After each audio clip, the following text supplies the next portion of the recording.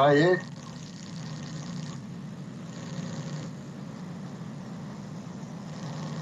For me? What kind of background? What kind of noise?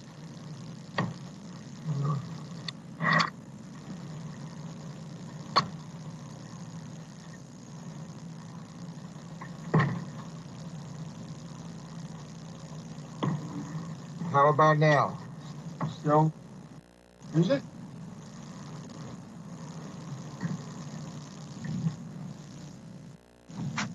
Okay, no. Well, the problem is, I think my microphone and my speakers are too close together. But I can't get them any further apart. That's the problem with the wires.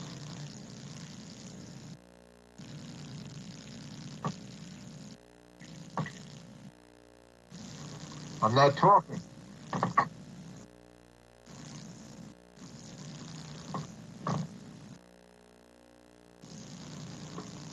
Not better?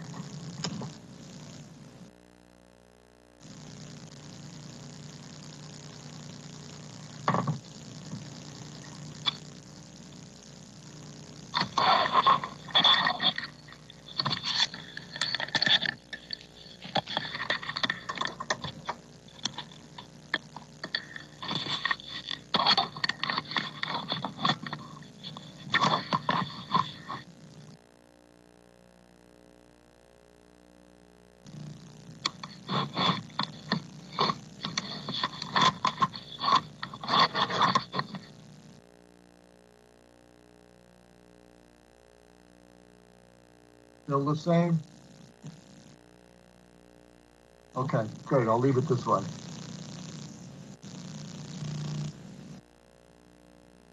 Yep. This is Eric Pelagios. Can you hear me? Yes, hi. Just want to make sure you can hear me. Okay, that's all. I'll put it on mute now. All right, thank you.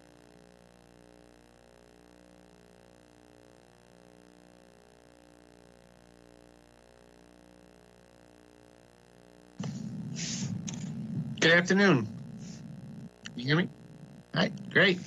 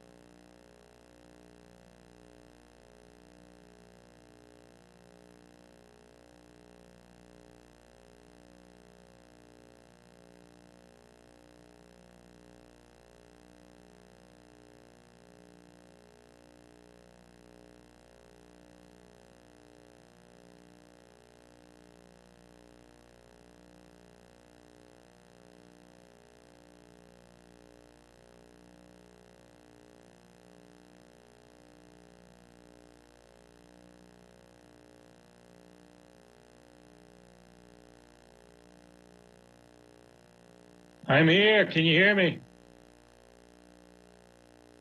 You want to see me? Not really. All right. All's good.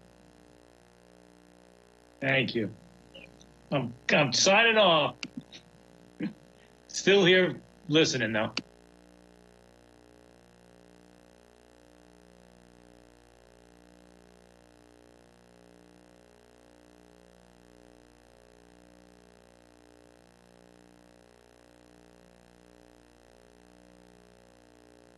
Hey, Kev, can you hear me?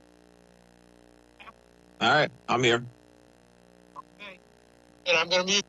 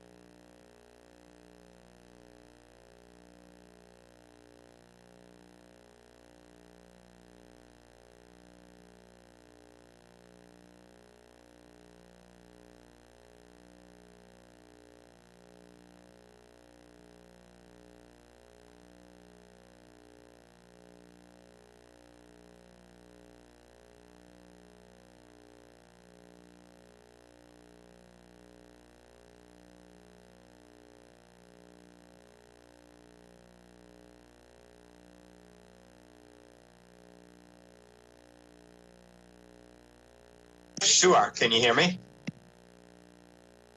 Perfect. I'll go back on mute. Thank you so much.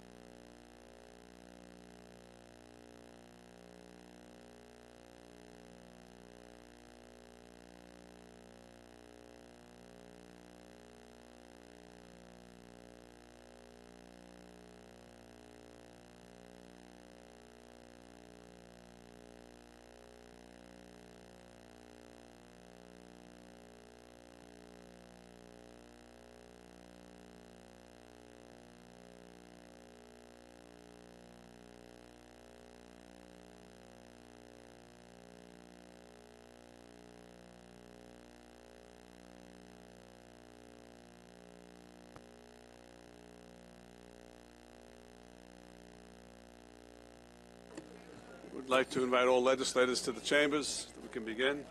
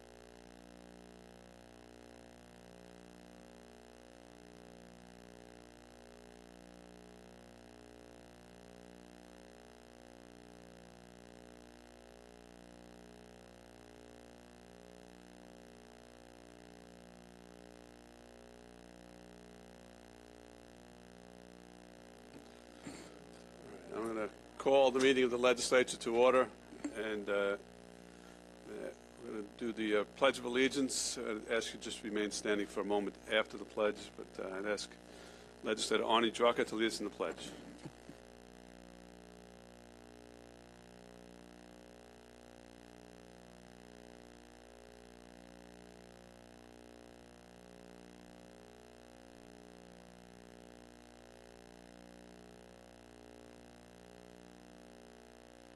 We may just have a moment of silence for Judge Feuerstein, who lost her life in a tragic accident this past weekend.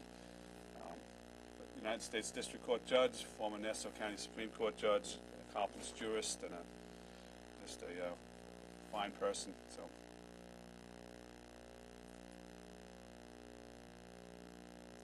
okay, thank you.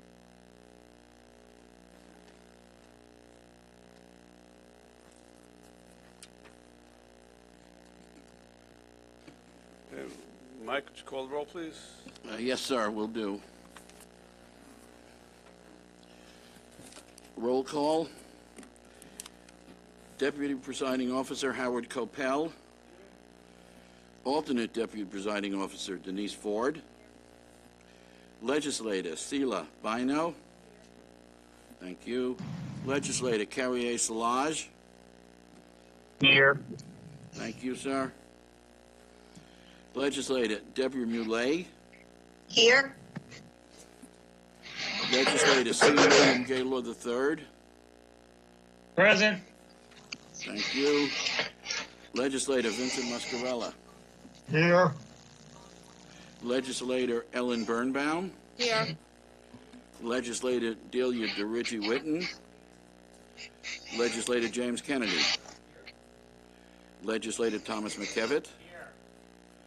Legislator Laura Schaefer. Legislator John Ferretti. Thank you, John. Legislator Arnold Drucker. Legislator Rosemarie Walker. Legislator Joshua Lafazan.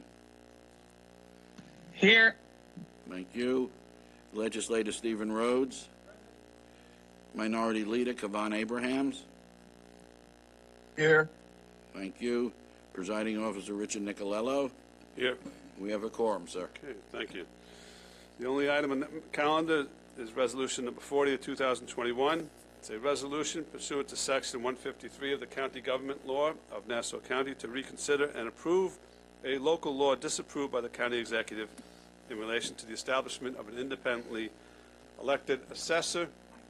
That item is moved by Legislator Rhodes, seconded by Deputy Presiding Officer Coppell. So that puts the item before us, and I would like to make a few remarks and then open it up to anyone else who would like to speak, and then we have a couple of slips of public comment. First off, let's just be clear about this, what this does and does not do. What it does not do is establish an office of elected assessor. What it does do is establish a referendum whereby the people would decide whether or not there would be an elected assessor. The referendum would be this November on Election Day. The actual election for the assessor would be the following June during primary day. Again, it establishes a referendum, and then the people will decide whether or not Nassau County will return to having an elected assessor. This is all about trusting the people to make the right determination. The county provides many important services to our residents. We're all aware of most of them: police, sewage, roads, etc. But the assessment function is one of the most important functions that a government can do. Quite simply, if you get it wrong, you can not only you have a lack of fairness in someone paying an unfair amount of taxes, you can literally cause people to lose their homes. So assessment has to be accurate, it has to be fair, and it has to be an open, transparent process. And that's the last component I would like to focus on. This administration has done a miserable job in terms of transparency in this assessment process. Okay. From the very get-go, when reassessment was moving forward, it was the legislators and not the Department of Assessment that went out throughout all of our communities, held town halls, answered questions, and provided information that the people needed. It was the legislature that had to force the county to send out a tax impact mailer to our residents. Obviously, when your assessment changes, especially when you change the ratio, the numbers, when you get them in your home, really don't tell you much. So we had to force the county to tell people what the effect would be on their taxes. A resident, Mr. Duffy in Lynbrook, had to sue the county because the county refused to provide him with the formula to determine his assessment. Other residents, led by Mr. Berliner, had to sue the county because of the confusing nature of the information that the county was being put out with respect to assessment. That lawsuit was settled 6 months ago. A settlement agreement was entered into by the county to provide various information, to remove the ladder report, to provide the factors that that the county uses to determine assessment, to provide a narrative description of what the assessment process is. 6 months went by, so without no action by the county. So we have filed, and later on it's going to be considered in committees, a resolution that will force the county to finally do what they agreed to do 6 months ago. And most surprising of all, I guess that's one way to put it, is that legislators from this body had to sue the county to ensure that they put up on the website the tax impacts over the course of the phase-in. After a resolution that we passed 5 months ago, and the county failed to do it, legislators had to actually sue the county to force the county to do what they're required to do by law. Now, I'm not blaming the staff at the Department of Assessment. I think they're all hardworking, dedicated people. But I am blaming the leadership of this administration because it has failed completely in its duty to be open, to provide the information that people need about assessment. It has been secretive, it has been arrogant in many ways, and it has deliberately withheld information that the public could use about this process. Most recently, the county executive put out a mailer to this entire county which deliberately misled the public into what's responsible for the increases in their taxes. She blamed our school districts for tax increases, whereas Newsday reported, some 65% of Nassau's residents are going to feel tax increases as a result of assessment. So it's obvious, anyone who understands this, it's obvious that assessment, especially when it's done wrong, can lead to a tax increase. But to attempt to divert attention and point the finger to our school districts is just a terrible misuse of public funds and misuse of our ability to communicate to the public.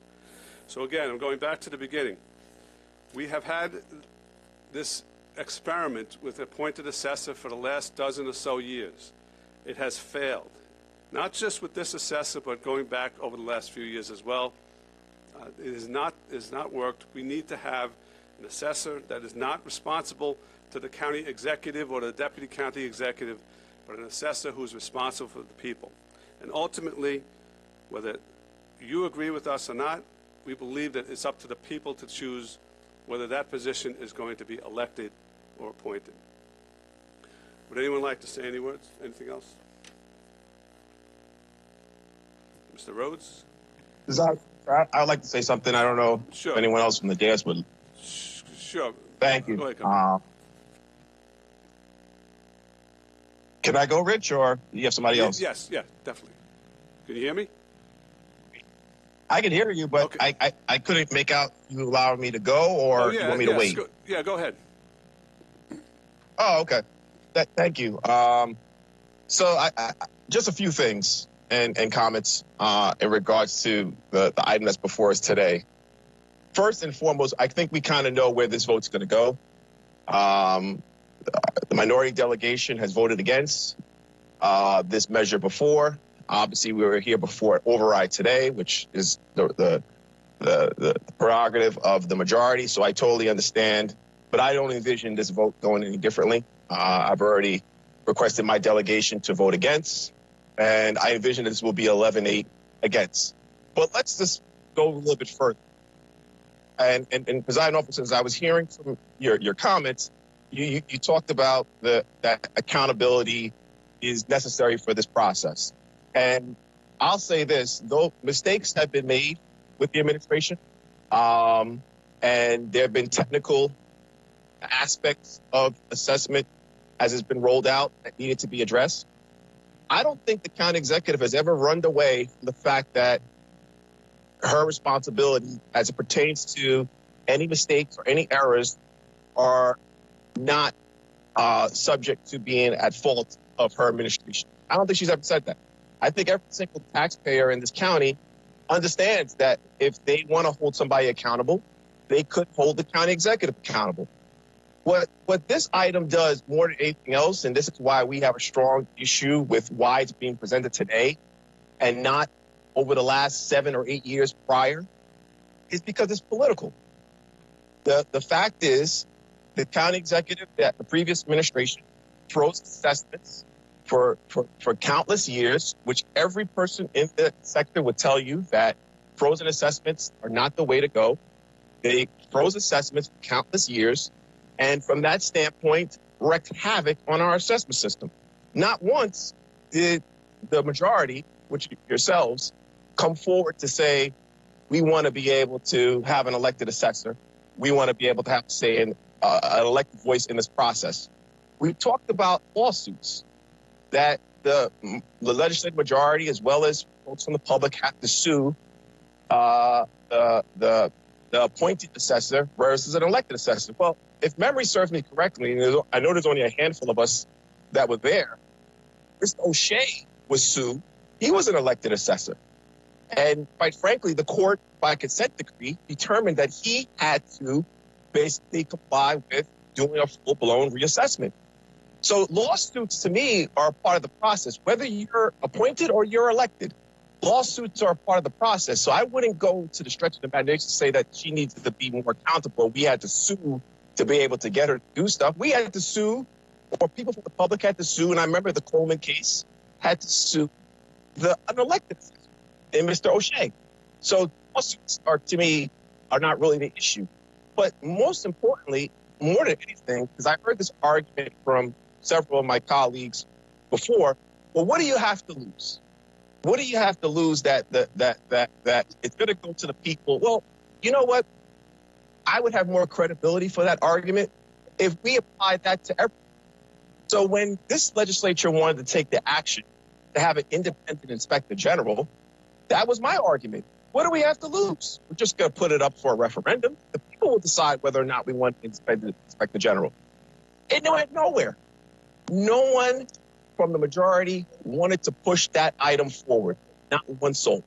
So I have to forgive me, and I have a tremendous amount of respect for my 11 colleagues on the other side. However, the action today, a couple of months before an election, just comes off as a little bit disingenuous. And I would have loved to have seen this level of effort in the previous administration, or maybe even a couple of years ago into the current administration. But now to do it in an election year, it looks like we are just spiking water because we know it's an election year and we think the county executive may be vulnerable on this issue. But we're not focused on really trying to fix the issue at hand as it pertains to assessment. Because if we were focused on that issue, we would have done something 4 or 5 years ago when the previous administration froze the assessment. So that being said, I'm going to ask my colleagues to stay with their vote. I'm going to ask my minority delegation to stay with their vote and vote against the override today. Thank you. Okay, thank you, Minority Leader. I'm just going to make a couple of points before turning it over, just in response. In terms of this being disingenuous, yes, we actually put up this idea, we floated this idea 2 years ago, it was defeated, but at the time, the rationale given by the county executive and my colleagues in the minority was that you needed a certified assessor, someone who had the appropriate certifications. You needed someone with assessing background. So we understood at the time it was defeated and was unlikely to go forward. But when the county executive turned around, when our assessor decided to step aside and nominated somebody with 0 assessing experience and 0 certifications, we figured, well, all right, you've brought onto the line. You're with us now. So that's why this came up again. It was because of a change in the approach by the county executive. Again, to appoint somebody without certifications when she insisted that you had to have certifications, to appoint somebody who has no assessing experience when she insisted that you needed someone with assessing experience, led us to believe that, yes, the elected assessor was the way to go. Just one other point. We have actually gone back to the future here. There was complaints about the prior administration with frozen assessment rolls. We have a frozen assessment roll now. There's complaints about the prior administration with a mass settlement program because it shifted the burden from one part of the population to the other. We have a mass settlement program now. We have a combination of what led us into the problem to begin with, the frozen assessment roll, a mass settlement program. Some 100,000 grievances were settled at an average of 7%. So yes, the exact same thing is happening under the prior appointed official as is happening now at the appointed assessor. Legislator Rhodes. Thank you, Mr. Presiding Officer. And first of all, I just want to say that I'm happy that that the minority leader made the comments that he made, and I certainly agree that the faults for the numerous errors that have taken place, whether it's the hundreds of thousands of mistakes with respect to valuation, whether it's the mistakes that we continue to see now that the tax bills have actually gone out with respect to the seasons at Seaford, with respect to our veterans exemptions, with respect to, on the flip side, the inappropriate application of certain exemptions that have impacted every county resident, the mistakes with respect to tax impact notices. I agree with the minority leader that it should be, the blame for that should be squarely put at the feet of County Executive Laura Curran. But the issue with respect to the elected assessor is greater than that. The issue is with respect to independence and with respect to simple honesty. If you've taken a look since 2018 when this process started with a lie. The county executive agreed when she came to this legislature that she was going to abide by state law, assessment caps, that she wasn't going to manipulate or change the level of assessment to bypass taxpayer protections that were in the real property tax law in 485U. 6 months later, that's exactly what she did. Based upon her promise, this legislature voted to move ahead and continue the process of reassessment that started back in 2015. But 6 months later, she dropped the level of assessment by 60%, deflated assessed values, and then, as a result of that, removed taxpayer protections from 95% of Nassau County homeowners. There was a strategic communications plan that was put out by the administration in May of 2018. That strategic communications plan was basically how the administration was going to explain to the public and make sure that the public was fully informed about how the reassessment was going to take place. That included mailings, that included press releases, that included news conferences and interviews. It also included over 30 public information sessions with scheduled dates, times, and locations actually calendared for when those meetings were going to take place. And those were going to be through the fall of 2018. Not a single one of those over 30 meetings actually ever happened. For whatever reason, the shift changed from having a fair, open, and transparent process to one of opacity. How can we make it as opaque as possible? How could we make it as difficult as possible for the public to understand? And we've spent the last 2 years now fighting to try and open up that process so that people could understand, whether it was tax impact notices, whether it's the lawsuit that we had to bring in order to restore the 5-year phase-in information back to the county's website, which magically now all of a sudden has been put back. Whether it's our legislation today to try and force the county executive to comply with the Berliner settlement, which magically, once this legislation was introduced, now all of a sudden the information is out.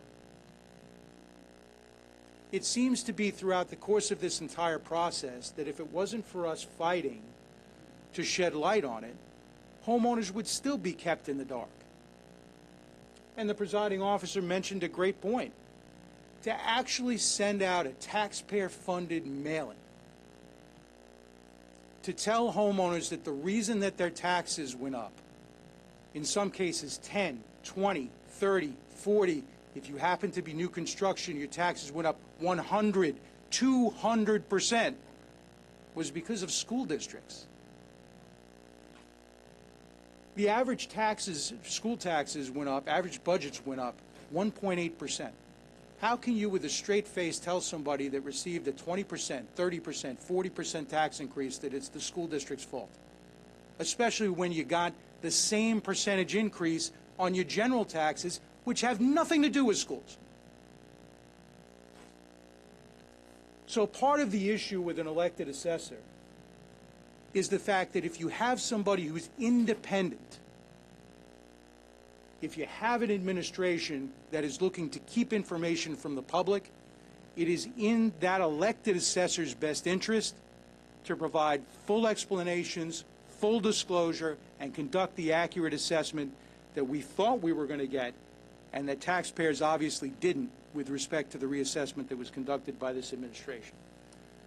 Because ultimately, with an elected assessor, it's his or her rear end that's on the line, and they're going to make sure that they're doing the job that obviously the administration has not done with respect to this reassessment. And, you know, we all have criticisms about, you know, I became a legislator in 2015. You know, one of the first votes that we actually took was starting the process of reassessment. Having a frozen roll is a bad idea. A frozen roll happened under an appointed assessor. These mistakes with respect to assessment happened under an appointed assessor. This lack of transparency happened under an appointed assessor. Yes, to Minority Leader Abraham's point, there have been lawsuits in the past, but I don't recall there ever having to be lawsuits to actually force an administration to be transparent. There may be technical lawsuits on how an assessment's supposed to be conducted, but to actually have homeowners sue to force the administration to disclose the formula that taxpayers paid for in order to be able to understand their assessment, I think is probably unprecedented. And for us to have to get the administration to sue, for us to sue to get the administration to comply with a law that this administration signed and then delayed 5 months, to me, speaks volumes about the lack of transparency. And so, this is not about, whose assessor this is. This isn't about whose mistakes these are. This is about, and this process has demonstrated the need for a separation between the administration and how this assessment is conducted. And all this override vote is today is to allow the voters, the people of Nassau County, the people who pay the bills and keep the lights on in this place, gives them the ability to actually have a voice in how their government is run. We've tried this experiment. We've had 3 assessors, I think, since 2008. Clearly, this experiment has failed, and it's time to give the people an opportunity to be able to be heard with respect to this and decide on their own whether they want to continue with this system or whether they want to move back to an elected assessor as we had for 65 some odd years since the Department of Assessment and since the county essentially, county executive was founded in 1938. So I would urge my colleagues on the other side to do the right thing by the people of Nassau County and to allow them a voice in their government and to vote to override the county executive's veto. Again, it doesn't mean that we're going to have an elected assessor tomorrow. It simply means that we as a legislature and we as a county government are putting power back in the hands of the people that send us here to make decisions as to how their government is going to be run. So I would urge you all to support the override. Thank you. Would any other legislators like to be heard? I would urge. Sure. Is that you, Minority Leader, or someone else? John Ferretti. Oh, John, your connection's a little bit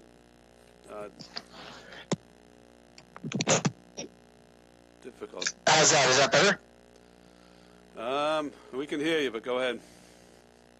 Poor Frank. Oh, hold on a second. Can you hear us? How about now? How about now? Is that better? That's definitely better, yes. Okay, sorry about that. Look, I think at the end of the day, we've been through this vote before. It seems like it's deja vu all over again, to take a quote from the late great Yogi Berra. But here's the reality. For sale signs are going up everywhere in my community. I'm sure you're seeing it all my colleagues on the legislature. And the question that I get all the time from residents is, what can I do to stop this? What can I do? How can you help me? Well, today, the minority has been given a second chance, a second bite at the apple to fix the mistake that they made 2 years ago when they prohibited their constituents from having a voice in the reassessment process. I think what we all can agree on, at least based on the minority leader's comments, is that there have been errors in this process. There have been mistakes. This has cost taxpayers money. What we seem to have a little bit of a disagreement on is whether or not the county executive has taken responsibility for that.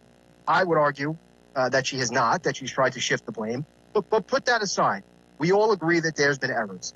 We all agree that this has been a flawed process. I think we also agree that this vote may be political. I just think it's the other way around. I think it's a political vote from the minority because I think we all know that they don't want to run on the reassessment issue because it's been a disaster. There's no other conceivable reason that they would vote no. You look at every single reason that they gave for voting no 2 years ago to the override, and everyone was wiped away when the county executive nominated a completely unqualified assessor. So there's simply no excuse or no justification for not giving the residents their voice at this juncture. Every one of the reasons given to not have that referendum 2 years ago is now moot because the county executive nominated a completely unqualified assessor. So the reality is, What are you afraid of? What is the fear here in giving the residents a voice, a seat at the table? Because I can tell you right now, when every one of them contemplating putting a for sale sign in their front lawn comes to me and says, what can I do? I want to be able to tell them, you can go out and have your voice heard. You can go out, you can vote on whether you want to continue down this path or not. That's what those residents deserve that opportunity. And I would strongly urge the minority to reconsider their position, do the right thing by the residents of Nassau County, give them a vote, give them a choice, let their voice be heard. Because I can tell you right now, it's not heard in the Department of Assessment. They don't even answer the phone. So let's do the right thing and let's get this done today. Thank you. Thank you, Legislator Ferretti. Just one other point from me. Legislator Rhodes reminds me that one of the reasons for an elected assessor would be that they would ensure that their office was properly staffed. There's been budget for additional staff for the assessor for it's over a year now. Those positions have been unfilled. If that was an elected assessor, every one of those positions would be filled. They'd be better able to answer the phone, better able to do all the different functions of the department. So that's another reason in favor. But any other legislators have any other comments? Okay. You're now going to have two slips of public comment. The first one is Janine Driscoll, the receiver of taxes of the town of Hempstead.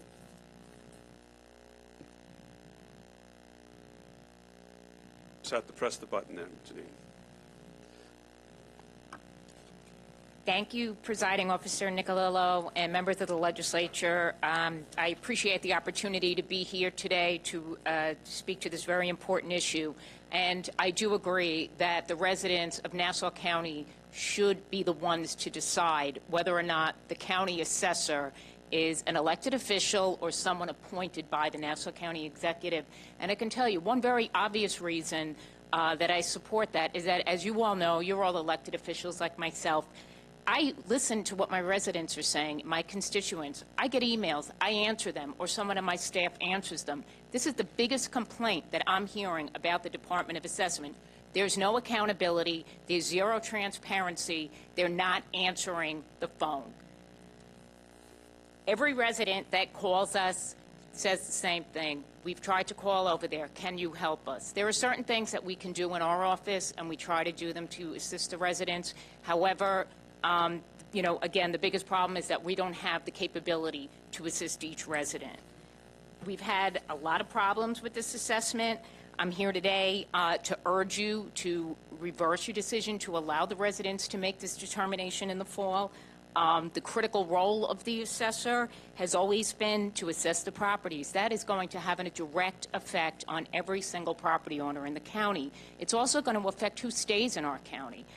Time and time again, we deal with seniors who have raised their families here, who are now being forced out because they can't foot the bill. We've seen increases anywhere in the area of 5% up to 187% due to this assessment. It's obviously not working the way it should have worked. During the most recent bill cycle, which was the first generated off the 2019 reassessment, we've seen a 58% increase in delinquencies on the school tax bill and a 25% increase in delinquencies on the general bill. Now, again, we are coming out of a tough year with COVID, but a lot of that also has to do with the fact that people had unexpected, stark tax hikes. I have done over 50 tax seminars since October. And I would say at each one, we have approximately 7 or 8 residents that show up with their file. They are absolutely in a state of despair because of the amount of the hike. And it all stems directly from that reassessment. School tax roll this year was delivered to us a little bit late. Immediately prior to that, we received a telephone call from the county assessor's office alerting us that 12,000 properties were still pending with the SCAR petition process, which is the Small Claims Assessment Review. That's the level after the grievance level. Since then, we have been able to correct most of them. We still have 2,200 bills that we sent out last November that we're still waiting on corrections for. The problem is most of the residents that did pay because they did not want to get hit with late fees are now going to have a problem. We're not sure how that's going to be refunded. We tell them the county's going to refund it. Again, that takes several months. other problems that we've had. In November, we had a couple of issues with the veterans exemptions that came up. Some of the veterans were receiving too much of an exemption. $13 million had to be parlayed out among the other residents of Nassau County. We still don't have direction from the county on how that's going to be corrected. And of course, we had the clergy slash veterans issue, where certain bills were not, the TPP wasn't applied in the correct way. We had other issues with the taxpayer protection plan not being part of the tax roll, and we've been sending out corrected bills for that. As of today, we've sent out 12,934 corrected bills. It has cost our office $27,800 in materials and labor costs.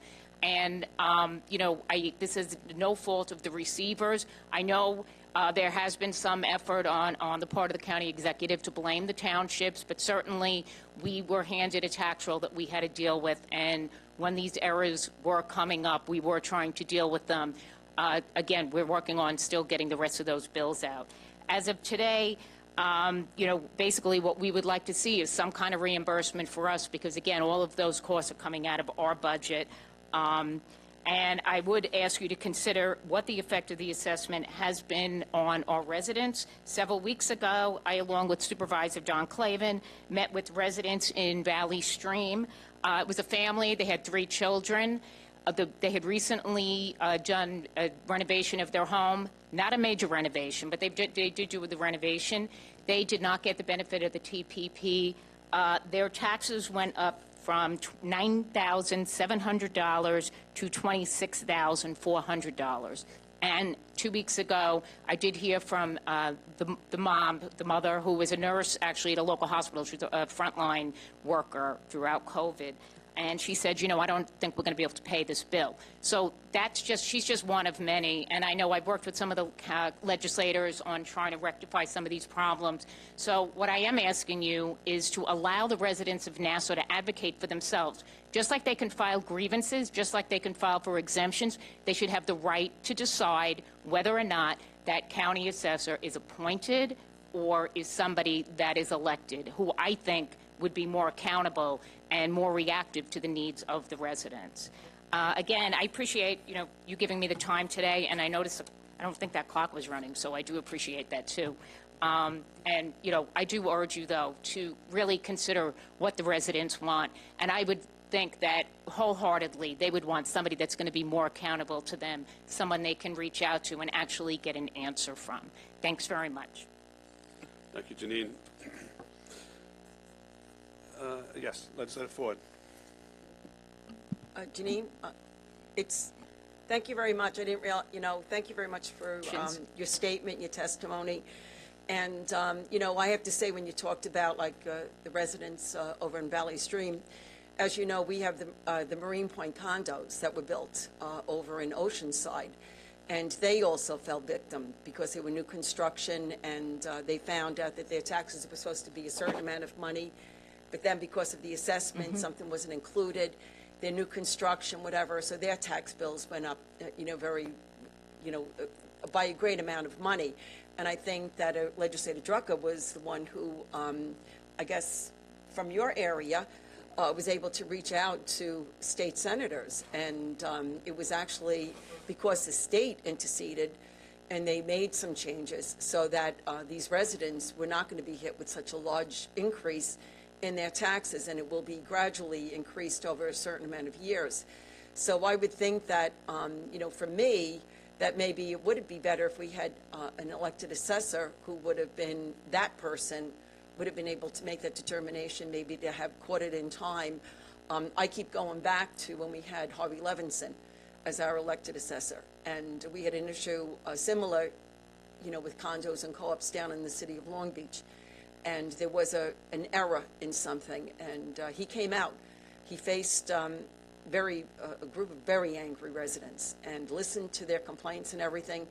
And just in a matter of weeks, we didn't have to go to anywhere else but to his office.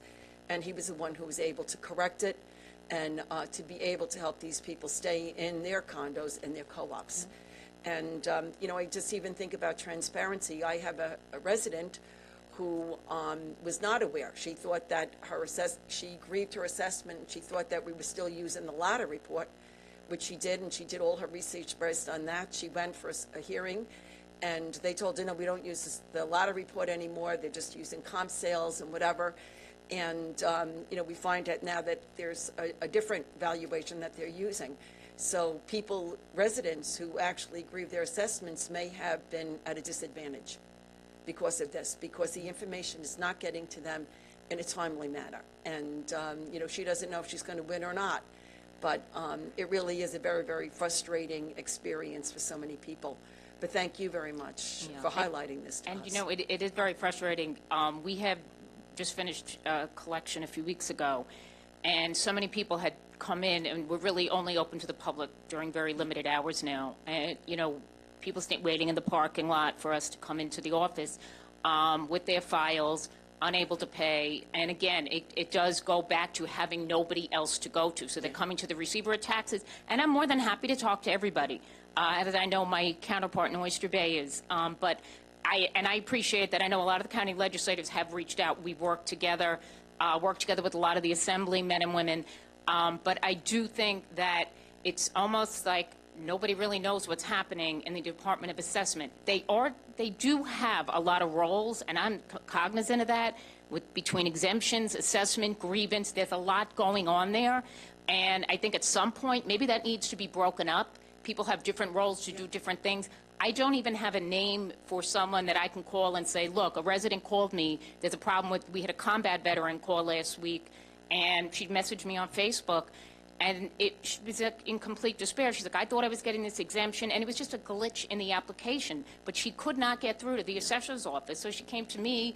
We ended up getting it figured out, but it shouldn't be that difficult for people who are struggling right now. So, I mean, that's why I really do think that the residents should have the opportunity to say, this is my representative. This is who I voted for. This is who's going to represent my interests. And listen to what these people say when they're running. Listen to what's important to them. What's their background? Do they live here? Do they struggle like you? Do they struggle like me? I do think it gives more of a personality to that office, and I think it makes the residents feel that someone is advocating on their behalf. And that somebody who's caring about them, because these people who work in the assessment department, they are dedicated employees. They respond, they try to help as best as they can. But if you don't have enough people and you're being stretched to the limit, at times, you get a little tired. We all know that. We all know what it's like. And I think that I agree with the presiding officer, that I think that, we need to hire more people. And that's it. If we had that person in charge of that department, then I think that we would have the number of people, and that people would be able to get through. And I think that we owe it to the employees that are there already. They're dedicated, they're hardworking. Let's give them a break as well. Exactly. But thank you. Yeah, thank you so much. I totally agree with you. Presiding officer, may I make a comment? Sure, Legislator Drucker. Thank you. I just wanted to make a comment regarding what Legislator Ford just said. I know the receiver taxes is still here. Just last week, the New York State Legislature passed an amendment to the real property tax law, amending Section 421F to now include new construction and substantially renovated homes, giving them a $750,000 exemption that didn't exist before. This was a flaw in the existing law. An elected county assessor or an appointed county assessor would have had no bearing on that law. It had to be changed legislatively by the state. Nassau County, the county attorney's office, my office and some others, we were very instrumental in getting that legislation drafted, presenting it to our counterparts at the state legislature to get it passed up in Albany. Thank goodness it did. That's going to fix this problem. That's going to make things fairer for new construction, and they're going to be paying taxes that they were expecting to pay. So I don't know if you were aware of that change in the law last week. The problem is that information should be sent out to the residents so that they're aware of it as well. Just happened last week. There's a lot of information that they don't know about that we try to get out to them. It was all over Newsday last week. Excuse me? Yeah. That law was in Newsday last week. We had but I'm going back to October, November, when people were first getting their bills, and people with new construction, I think everybody up here knows that the new construction has been a continuing issue. We had issues with condos out east, And, right now, I think that a lot of people are just seeing huge tax hikes. But that's because of the law. It didn't allow for new construction to share in that exemption that homeowners did, that regular homeowners did, and to substantially renovated homes. We aimed for more than a year to fix this law, and it took some time with having it get to be done up in Albany. And we finally got it done last week. I think the legislator Ferretti would like to comment. Just want to make sure my audio is coming through. Can you hear me? It's good. Okay. This idea that the new construction issue just arose over the last week or even the last year, I mean, this was a flaw in the county executive's proposal from the beginning. When she first proposed it, new construction was left out. It was brought out as an issue with her proposed phase-in, and we being the majority, worked with the New York State Assembly members to propose a bill that would have made the phase-in more fair. But similar to today, the minority and the county executive played it off as, quote, playing politics. Trying to fix obvious errors in the system from day one isn't playing politics. It's good government. And you know what? It's wonderful that the state is now, after people have laid out all this money erroneously, now everybody's awake because, it's an election year and they want to try to fix things. Well, you know what? We tried from the beginning. And now people are out tens of thousands of dollars because of a flawed phase-in, a flawed reassessment. It's unacceptable, and quite frankly, it's too little too late. The for sale signs are out. So, again, let's stop making these mistakes. Let's do right by the residents. Let's override this ridiculous veto and give the residents a voice. Thank you. Thanks. And we have Mr. Jeff Ravato from the town of Oyster Bay here as well, so let's have him come up and have his comments.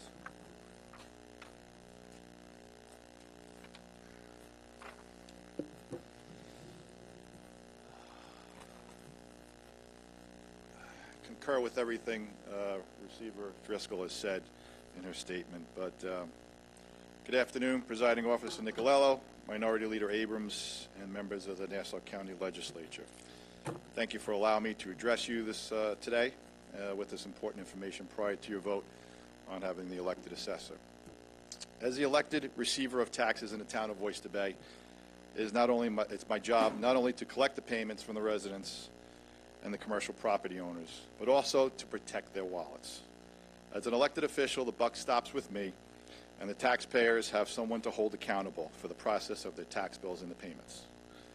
While I collect taxes on behalf of schools, local governments, special districts, I do not determine the amount of taxes individuals pay, nor do I assess the value of their properties.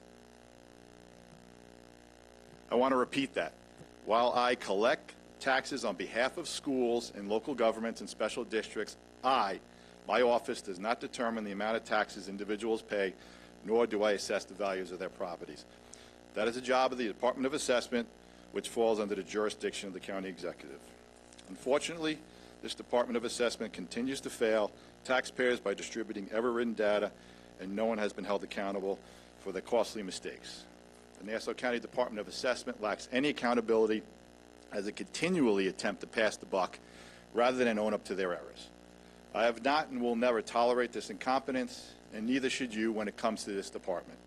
In January and the months that followed, I received thousands of calls from outraged residents who were unable to get answers at the Department of Assessment. In fact, they couldn't even get someone to answer the phone at the Department of Assessment. And those that did were redirected from the Department of Assessment to my office. As of Friday, we were still getting calls after being told the assessor's staff was told not to. In fact, when Legislator Ferretti was holding hearings here, the deputy assessor said, we've taken care of it, and the receiver was happy. And I had texted Mr. Ferretti, Legislator Ferretti, and he said, as we speak, we're still getting calls. So we're still getting calls. I notified the county government, specifically the county assessor and the deputy county assessor, on multiple occasions, and that have provided the towns with late and incorrect information and thousands of property tax bills.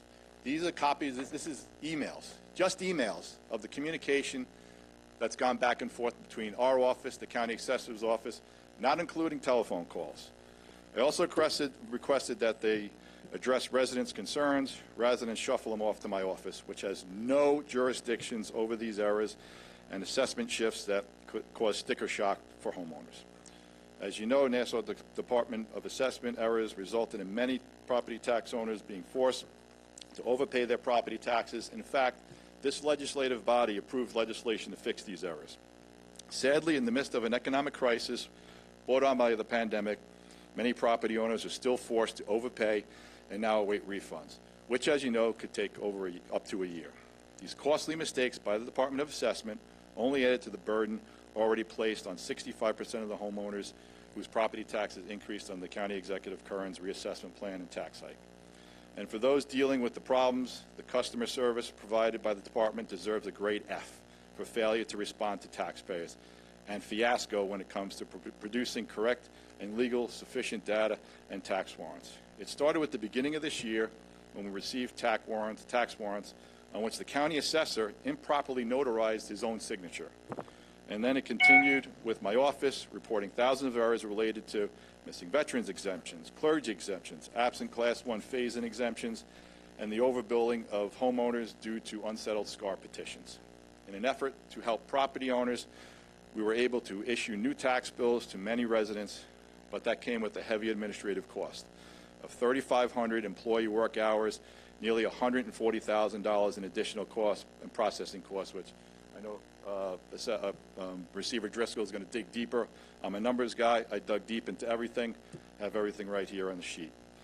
Nearly 6,800 errors, actually 6,793 to be exact, have been identified within the town of Oyster Bay alone, and these county-produced errors have cost taxpayers $8.1 million in overpayments. Last year, guess how many errors we had? 90 adjustments only. Next year, this $8.1 million will be thrown on the backs of already overburdened homeowners as refunds are paid out. The general tax go up, the general tax go up beyond what they did this year under the reassessment, meaning the $8.1 million that you guys are all refunding this year is going to get thrown on the back of the homeowners that are being taxed now. So if they got whatever assessment raised up, it's going to go up even more. With all that said, I ask that you restore accountability to the Department of Assessment. The county executive will not take responsibility and provide proper oversight, and this incumbent on you to do so. Let taxpayers hold an elected assessor accountable. Let that official be responsible for fixing the department that has gone completely off the rails due to the incompetence and mismanagement. Thank you, and yield back anytime. Okay, all righty. Thank you, Jeff. Yep. Legislator Walker, I know, had a comment. I just really wanted to, I know we thanked Receiver Driscoll, and I want to thank Receiver Privado. I know we have spoken back and forth many, many times. I felt so terrible when your office was receiving phone calls, especially when people were being told to call your office, and basically it being supposedly your fault. Something happened in the town of Oyster Bay, or something happened in the town of Hempstead that caused them to have, a wrong bill. And I also think it's very important for everyone to realize that an elected assessor would live in Nassau County. He would feel the same pain that our residents are feeling. He would understand that pain. The present assessor lives in Queens. This really doesn't affect him at all. And again, I apologize for the phone calls you had to receive. And for us as legislators, and that goes for both sides of the table, but when people were possibly able to reach upstairs, they were told, and I understand that Constituent Services doesn't really have an answer, but they were told to call their legislator, who they know we don't really have that answer either. So again, I thank you for being here this morning and sharing that information with us, and I hope everybody thinks strongly before they take the vote and supports having an elected assessor on as a referendum. Thank you, Legislator Walker. And as Legislator Drucker said before, getting that legislation done up in the state to have the 8-year phase, and an elected assessor could have been even more of a voice to have that than an appointed assessor, in my opinion. Thank you. Any other legislators? Legislator Rhodes. Thank you, Receiver Privado, and I too want to echo my thanks to you and to Receiver Driscoll for all the hard work that you've done. It's not just the $8.1 million that you've identified collectively between the town of Hempstead and the town of Oyster Bay. That's just Oyster Bay. I think Yeah. Hempstead's times 2. No, I said collectively, but I was about to say collectively gotcha. between the town of Hempstead and town of Oyster Bay, I think you've identified close to $30 million in errors after the bills have gone out. We're not even talking about errors that were identified before. These are after the bill's gone out, that every single county taxpayer is going to have to reach in their pocket and pay because we couldn't get this right. So I want to thank you for identifying that. I also want to thank you for taking on the additional burden, which you shouldn't have to take, of trying to clean up the county assessor's mess and this administration's mess. And the fact that our administration, whether it's the county executive's office or the assessor's office, would ever say to call the receiver of taxes for an explanation as to why their assessment is incorrect, or a legislator for that matter, as to why their assessment is incorrect, is inconceivable to me.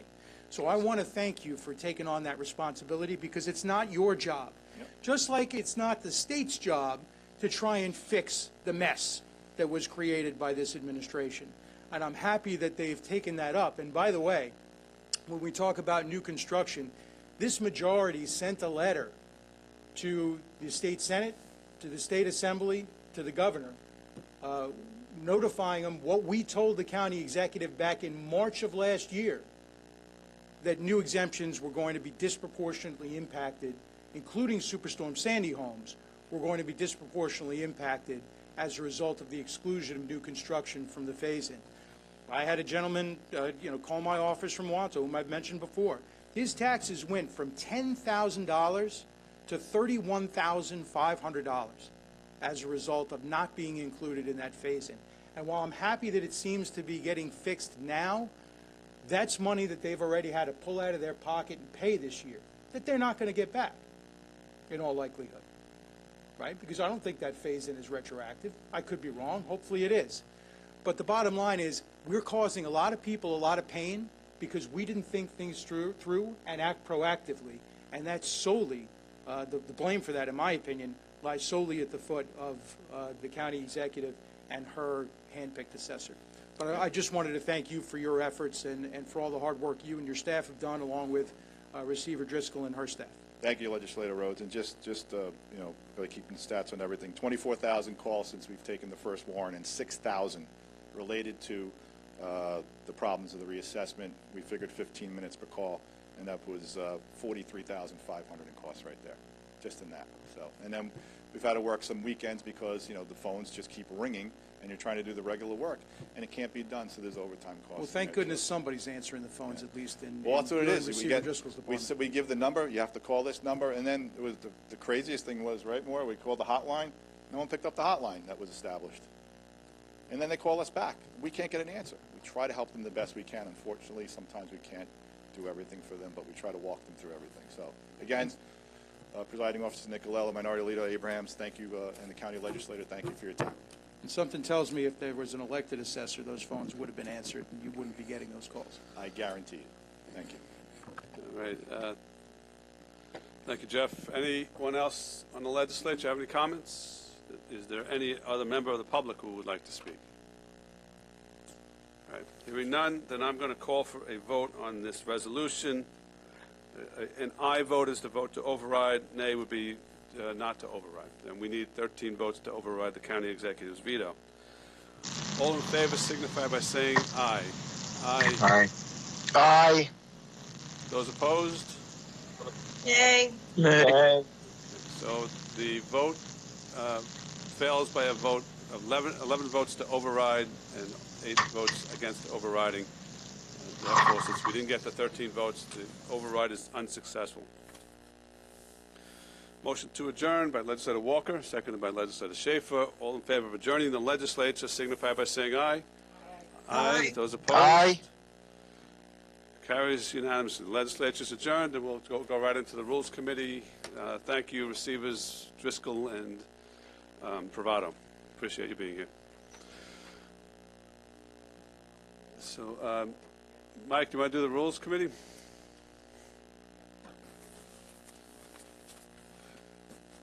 Rules Committee roll call.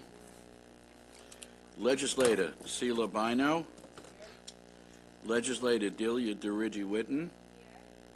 Ranking Member Kavan Abrahams. Here. Thank you. Legislator Laura Schaefer. Legislator Stephen Rhodes. Vice Chairman Howard Copel. Chairman Richard Nicolello. Here. We have a quorum, sir. Okay, thank you. All right, so we will do the contracts portion of the Rules Committees now, and as we have been doing, we're going to call the items all at once, hear from them, and there'll be a vote later on all the items collectively. So let's get started. A10, A18, A19, A22, A24 are resolutions authorizing the Commissioner of Shared Services to award and execute purchase orders or blanket purchase orders between the county and Recreational Products, Nassau Suffolk Turf Services, Site 1 Landscape Supply, Traffic Safety Service, LLC, Bayer Ford, B9, B10, B11, B12, B13, B14 of 2021. Resolutions authorizing the county executive to award and execute contracts between the county and Triumph Construction Corp., Pizzarusso Landscaping, Macedo Contracting, Mace Contracting, DP Civil. E36, E37, E38, E39, E40, E41, E42, E43, E44, E45, E46, E47, E48, E49, E50, E51, E52, E53, E54, E55, E56, E57, E58, E59, E60. These are resolutions authorizing the county executive to execute personal services agreements or amendments to personal services agreements between the county and Millman, Inc., Nassau County Vocational Education and Extension Board, J.C. Broderick and Associates, Word Power Unlimited, Lyro Architects, De Bruin Engineering, Wilson Elser, West Group Law, Montfort Healy, the Safe Center, the Change Healthcare Practice Management Solutions, PKF O'Connor, SVAM International, IIT, Lamb & Banoski, Basigli and Associates, Discover Long Island, RTR Financial Services, Alliance One Receivables, the Crime Victim Center, Dickinson One LLC, Bonadio Co. LLP. Motion by Deputy Presiding Officer Copel and seconded by Minority Leader Abrahams to put those before us. So all those contracts are now before the committee. Now, I know there's some people here for several of the contracts. We've gotten word that several of these contracts are going to be tabled because the Inspector General is still investigating. So I'll let you know which ones now, in case you're here for those. You don't have to stick around. All right. With respect to the Parks Department, 810 of 2021, American Recreational Products. With respect to the Treasurer, motion, E49 of 2021, PKF O'Connor Davies. With respect to TIPFA, Traffic and Parking, E57 2021, Alliance One Receivables Management, Inc. And lastly, Human Services, E60 of 2021 with Bonadio Associates. Again, those four contracts are, the Inspector General is still investigating. We're going to table for today. In fact, I'll take a motion right now to table. Legislator DeRigi Whitten, seconded by Legislator Bino. All in favor of tabling those four contracts signify by saying aye. Aye. Those opposed? Carry unanimously. They're tabled. Okay, let's go into the contracts, starting with Parks. We have several contracts, other contracts with Parks.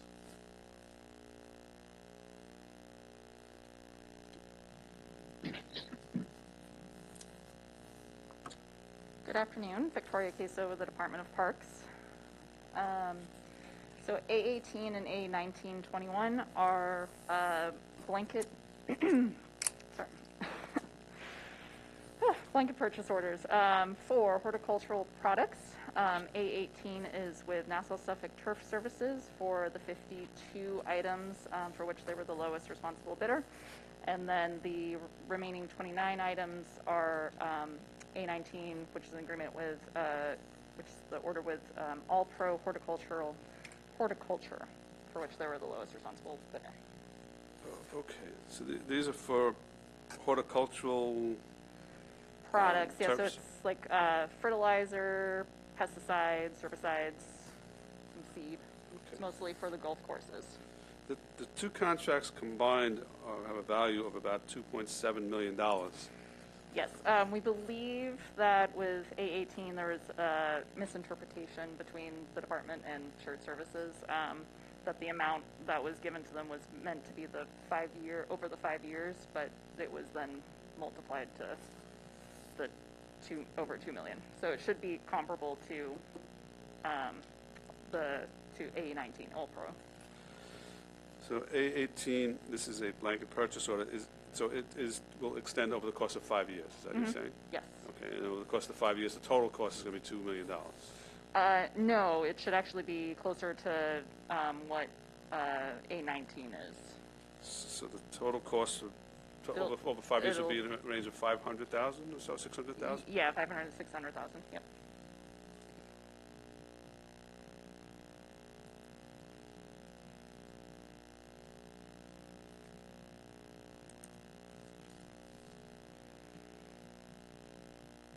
I think we're going to need to correct that first one. To insert the correct amount. All right. So I think what we'll do is we'll table that and we'll move forward with the other contract. Does that present a problem for the Parks Department? I mean, we're planning to put a Rules Committee on in 2 weeks. Katie, do you want to add something? I'm going to try and get that corrected today, if that's all right with you. All right, so we'll table it for now, and then if we can get it corrected today, we'll put it on the Rules Committee later on. If that's, can we do it that way?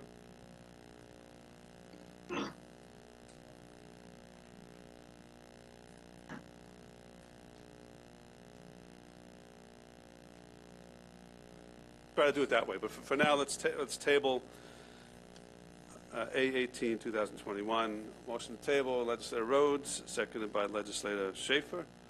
All in favor of tabling signify by saying aye. Aye. That is tabled for now.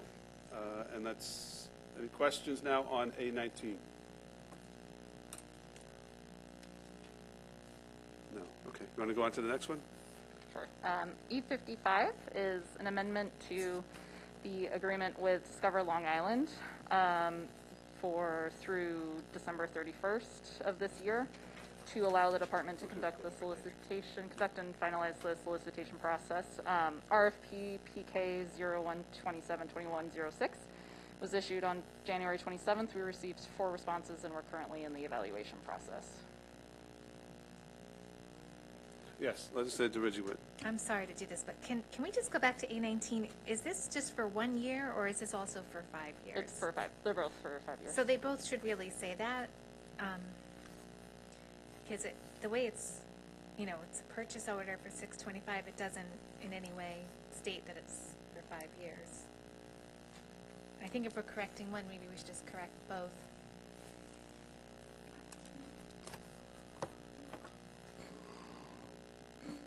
Is that, actually, this is a question. Is that how it's, do we usually have a term for the blanket purchase orders? Maybe, I don't know if someone from the administration can answer that one.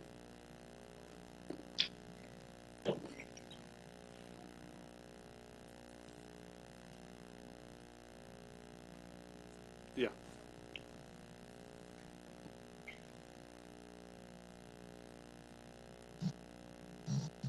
Yes. I believe we've included the max amount of the contract, but we don't usually include the term on purchase orders. Okay. If it's a request of the legislature going forward, we can absolutely include the number of years.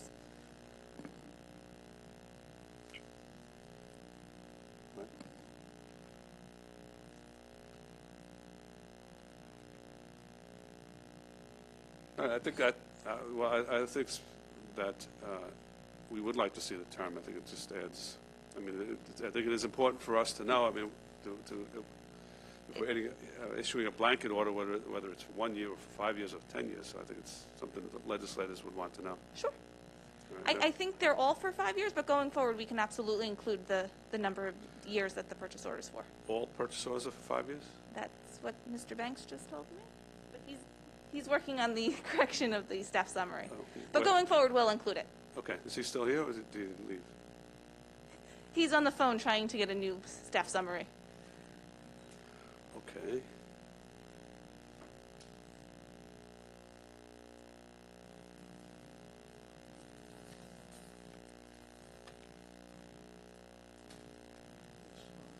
Good afternoon, Legislature. These are all 5-year contracts for both A18 and A19? Is it always the case where a blanket purchase order has a 5-year term? In most cases, yes, sir. Well, that's okay. But not all. Then. Yes. Rich, can I just ask? Sure. Let's say to Reggie Whitten. When we mention the term, it says for 1 year from the effective date, the county has the right to extend the blanket purchase order. I just want to make sure if that, if that's it so for 5 years, it's going to be divided by 5, or is it in the total being 625? It should just be, I think, made more clear. Sure. We can have that adjusted to have that language so it makes it a little bit more understandable. I believe I can get that before you guys conclude for the day. Okay. All right. That's fine. Then we'll do that with both. All right. Thank you. All right. Thank you. So we had already tabled A18, so we'll table A19 now. Motion to table by Legislator Reggie Whitten, seconded by Legislator Bino. All in favor of tabling, signify by saying aye. Aye. Passes unanimously. So we were on Discover Long Island, right? Discover E55. Long Island. Yep. Okay. Were there any questions about this one, E55? Nope. I think you have one more, right? Dickinson? E59. Yes. Is a use and occupancy permit for filming at OBBR with Dickinson 1 LLC. It is for a term of 1 year with 4 one-year options to extend if the show gets renewed for their new seasons. The reason it is before you is because the permittee gets individual use and occupancy permits issued to it by the Department of the Film Office, but we believe that it will be in the amount over the $25,000 for Parks property. The only question I had was, this is being filmed at Old Bethpage, correct? Mm-hmm. Yes. Are they using those historic structures, the interior of those structures, to do this filming?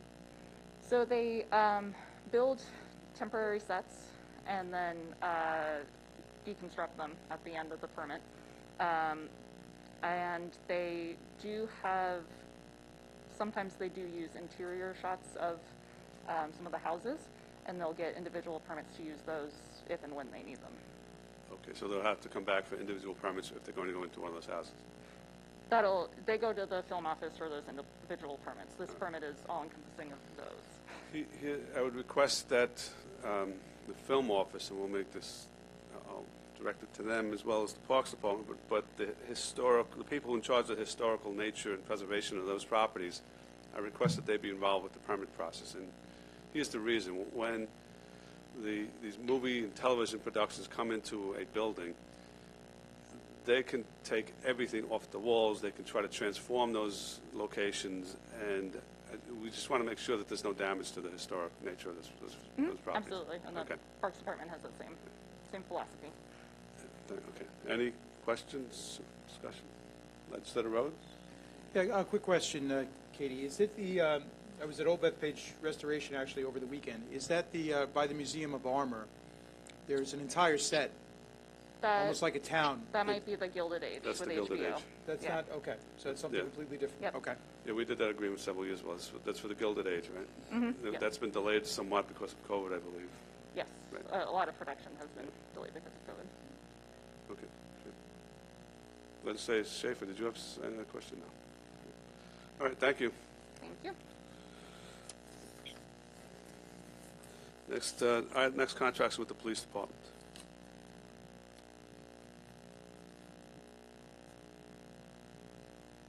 Starting off with A22. Good afternoon, William Field, Deputy Inspector with the Police Department. The first item is A22-21. This is a purchase order between the county and Traffic Safety Service, LLC. This is to award a purchase order of water barriers for the Nassau County Police Department's Emergency Vehicle Operating Course, also known as EVOC.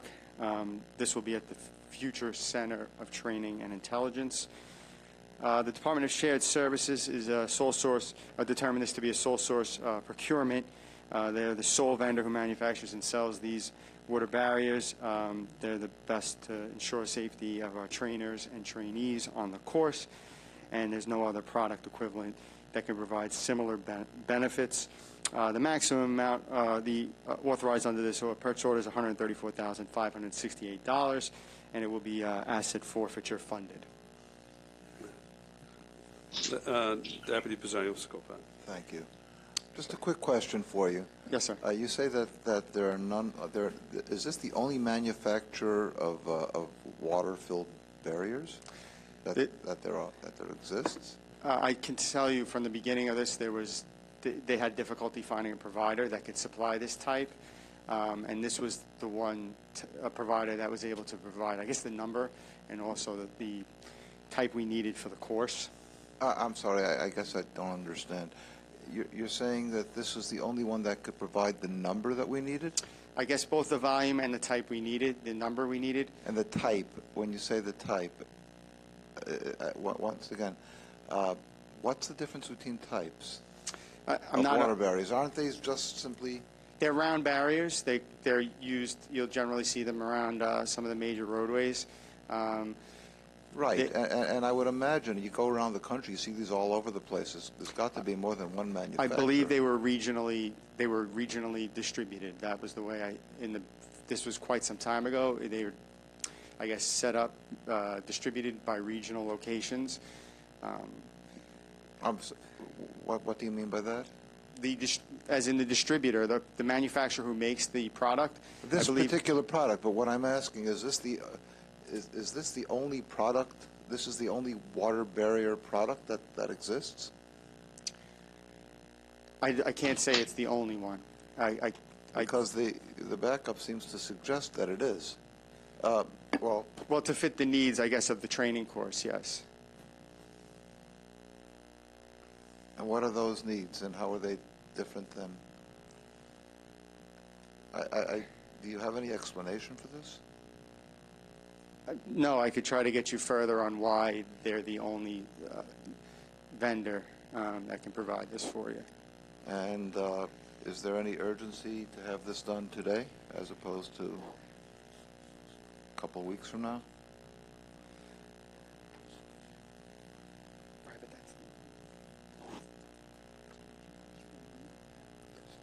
You see, the issue is that we've got a lot of sole source contracts that come before us, totally understand. And we've recently started questioning these. Well, this was for the specific type of barrier that was requested for the course, and Mr. Banks just brought it to my attention. It's the TSS 590 water barrier. Is that their model number, or is that a type? I believe that's a type that they were looking for to have on this course. I don't... That's what is it, a federal standard or something like that that's promulgated? I'm honestly not sure. I could get that information for you. So why don't we do that? There are some... Why don't we do that, okay? Could you do that for us, please? I definitely will. In other words, I can find out right now. Yeah, fine. Absolutely. So... Why don't we table it before we do that? Yeah. Legislative Dirigent. Mr. Banks, can I ask you just to clarify this one more time? I know it's a purchase order, but it says the county has the right to extend the blanket purchase order for 4 additional one-year terms. Now, does that mean that the total $134,000 and change is going to be divided by 5 years, or is that $134,000 per year? That's correct. What's correct? Mm-hmm. In this case here, this is a one-time purchase. This is not a blanket order. But it goes back, when it says the terms, it says the county has the right to extend the blanket purchase order for 4 additional one-year terms without coming back to the legislature, basically. So are we authorizing $134,568,000, or are we authorizing $500,000?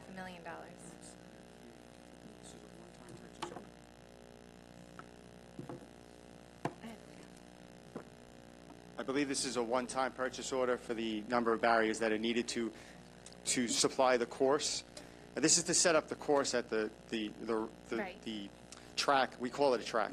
And this is a one-time purchase to do so. They're actually going to be set up by the the county is actually going to set them up. This is just to purchase the product, the barriers.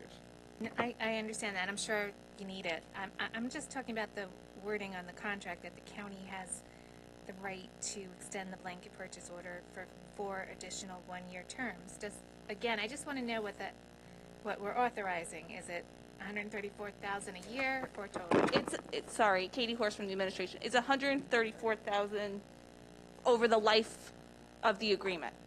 So if they don't expend the money in 2021 and they need to do in 2022, they have the option to renew this contract and spend the same amount of money. But it's only a one-time usage, if that makes sense. It's a one-time usage, but they have the right to, do you see that where it says the right to extend the blanket purchase order for 4 additional one-year terms? I don't know what you have. That's in the terms section. I don't know.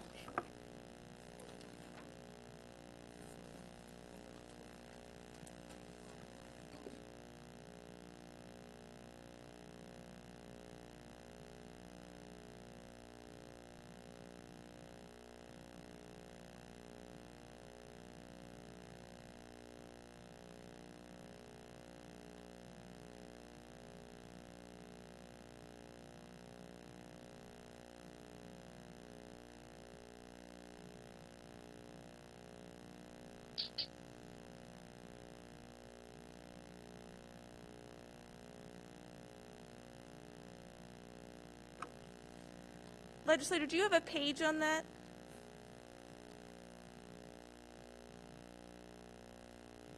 We're trying to get it. Look, it seems to be that if all blanket purchase orders are 5 years, I think it would help us, although this has probably been going on and I haven't really noticed it as much, but is this total a total of the entire purchase, or where you say it can be extended for 4 additional one-year terms?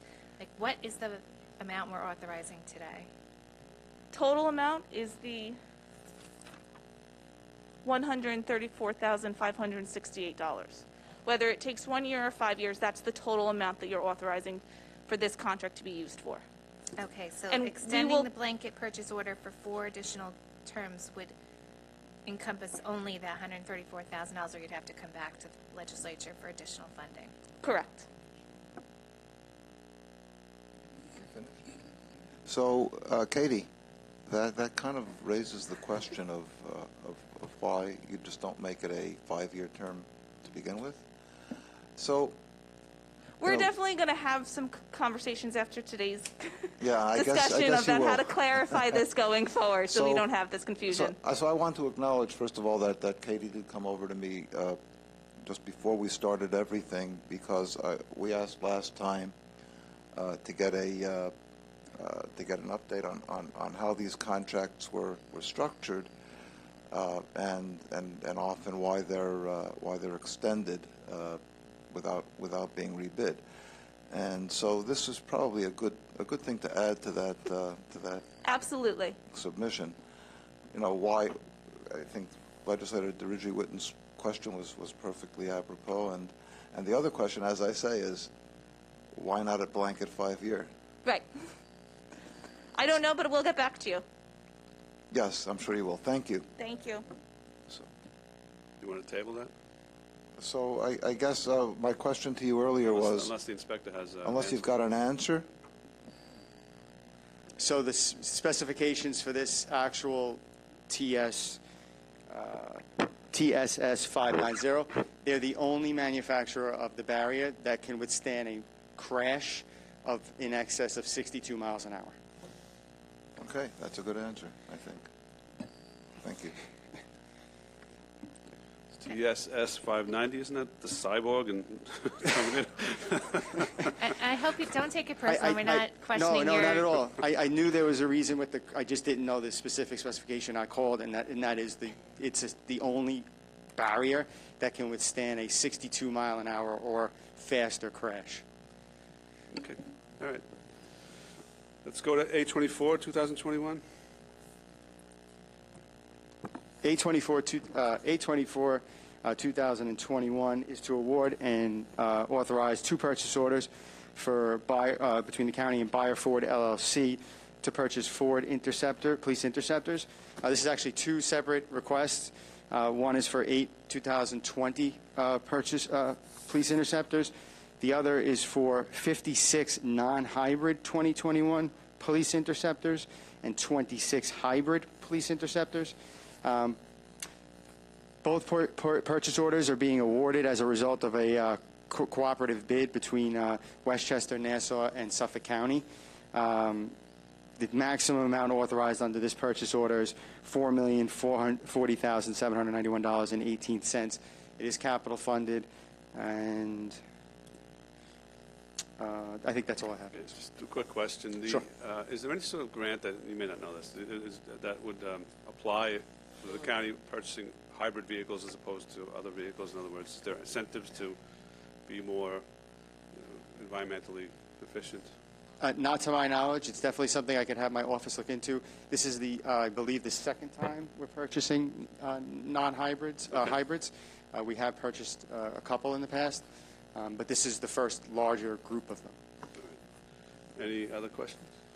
Nope. Let's go to E46. Safe Center? Is that you? Yes, sir. Okay. E46-21 is a contract between the county and Safe Center LI Incorporated. This is an amendment to the existing contract of Safe Center LI. It was between this company, this organization provides the department with very important support services regarding domestic violence and sex and child abuse. The amendment is to only extend the contract for a 1-year period with a maximum amount of $250,000. Okay. Any questions? E48. E4820 is a amendment to extend the contract between the county and Change Healthcare Incorporated. They provide ambulance billing services for the police department. The amendment is to cover the term, extend the term of the previous contract by 8 months and a day through February 1st of 2021. This covers the gap period in which the new contract will come into effect. It was approved by the Rules Committee in February 1st of 2021. They provide us with their recording and transmission of our pre-hospital care reports and also do our billing for ambulance treatment. Good. Any questions? E58. E5821 is a contract between the county and Crime Victims Center Incorporated. This is also an amendment to an existing contract. It's the contract that provides the police department with the goal of preventing child sexual abuse, as well as help a 24/7 helpline. It also sends literature regarding sex offenders and does an increased outreach for sex offender notifications, and does do referrals to the Nassau Coalition Against Child Abuse and Neglect. The contractor has provided these services in the past, and they have a similar agreement with Suffolk County. Any questions? Okay, thank you very much. Thank you. Next contracts are with the Public Works.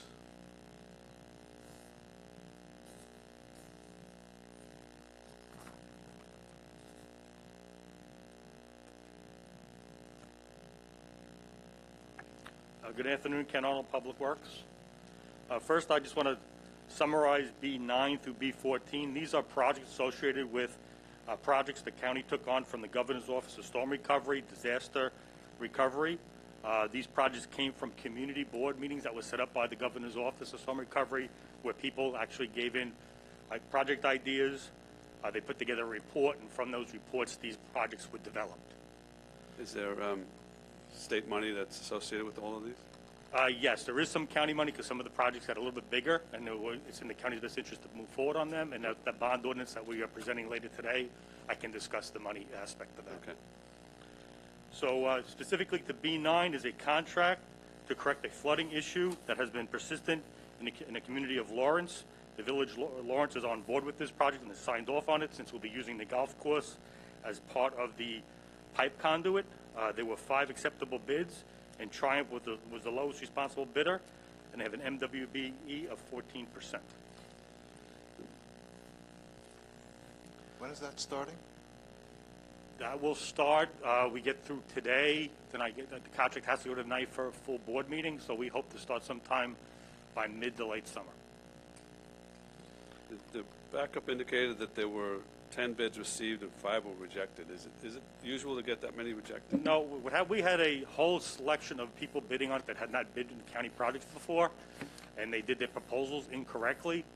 My office rushed out corrections, and they were able to correct it in future bids. So while the first set of bids, I think there were 2 that came in the first day, a lot were rejected. We corrected them for the next following forward, and some of these people won bids later on. Oh, they did better. Okay. Yeah. All right. Any other questions on B9? B10?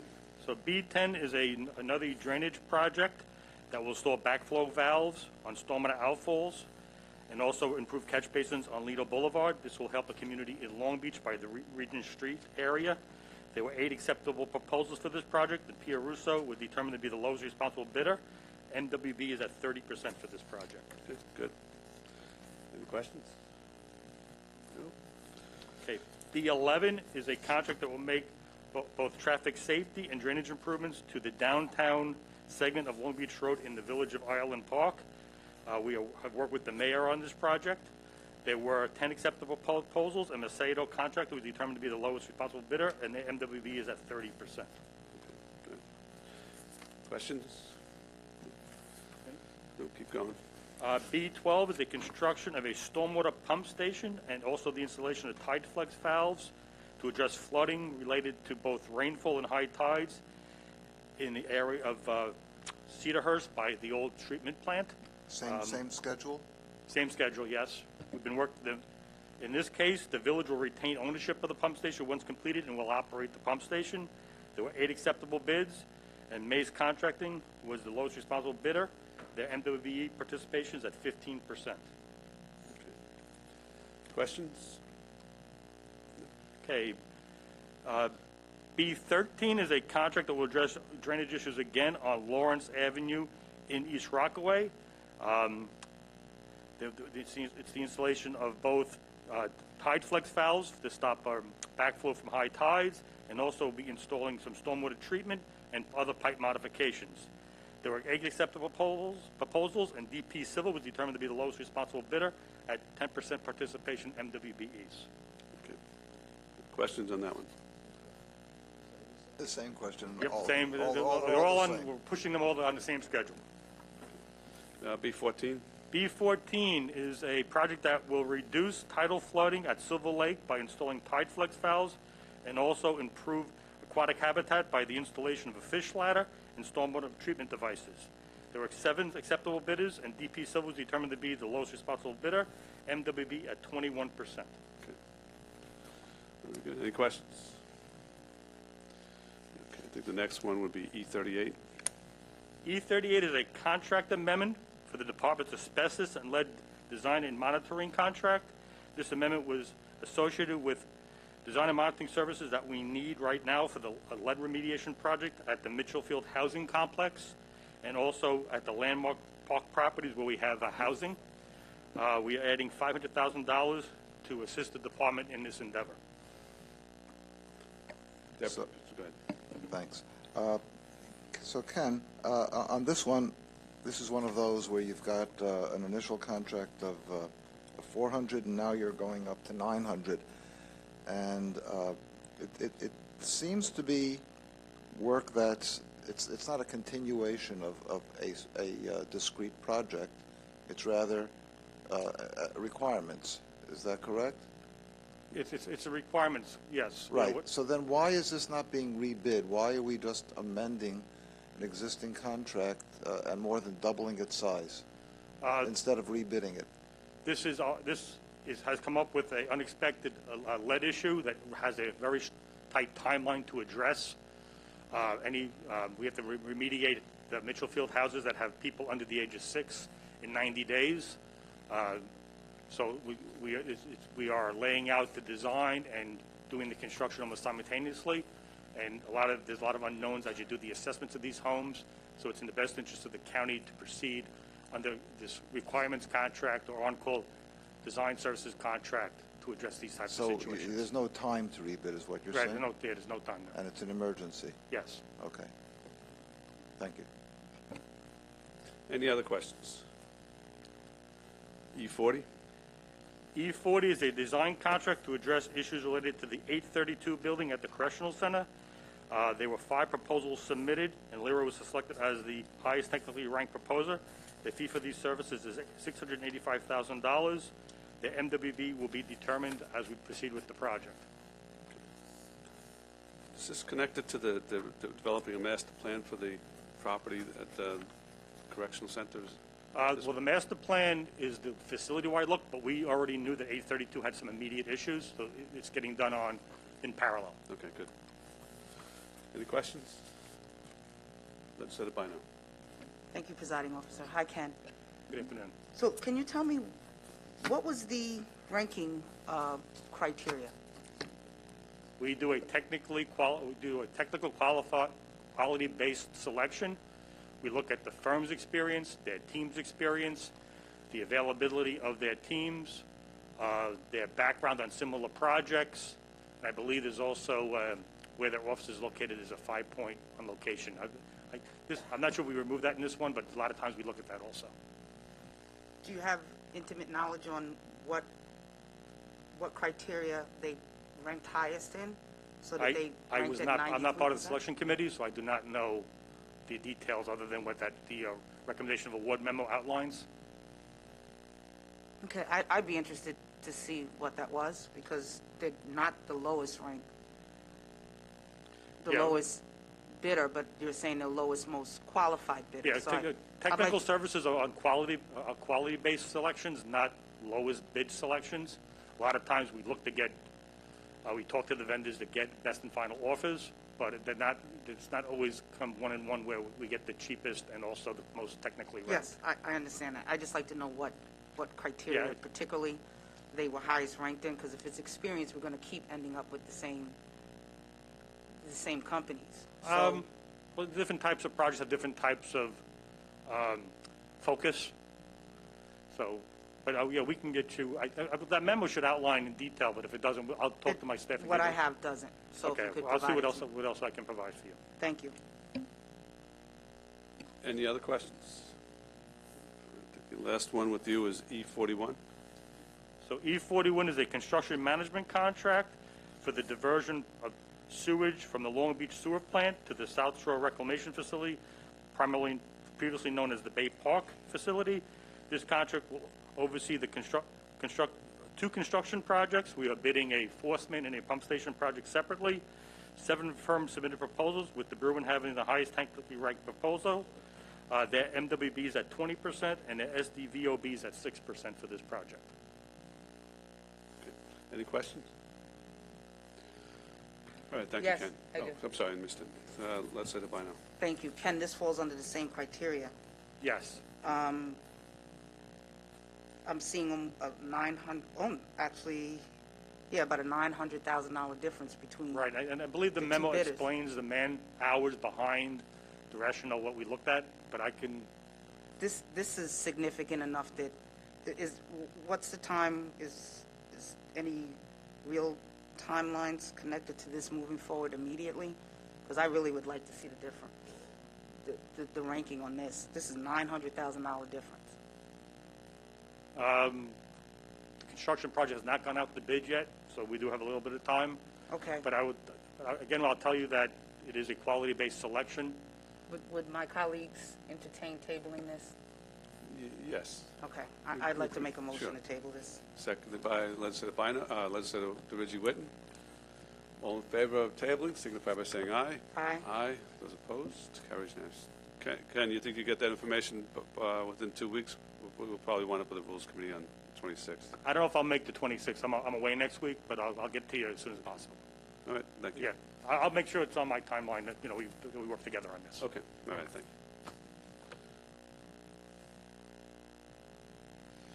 The next contractor is with the Comptroller's Office. It's Millman, Inc., E36.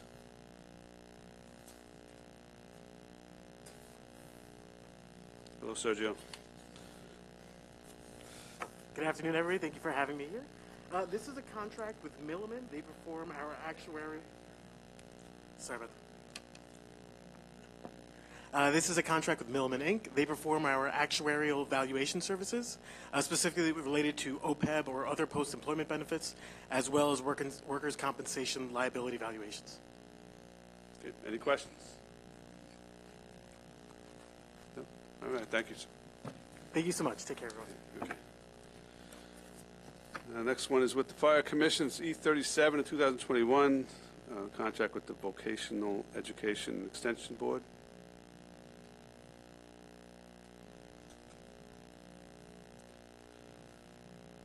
Hello, Mike.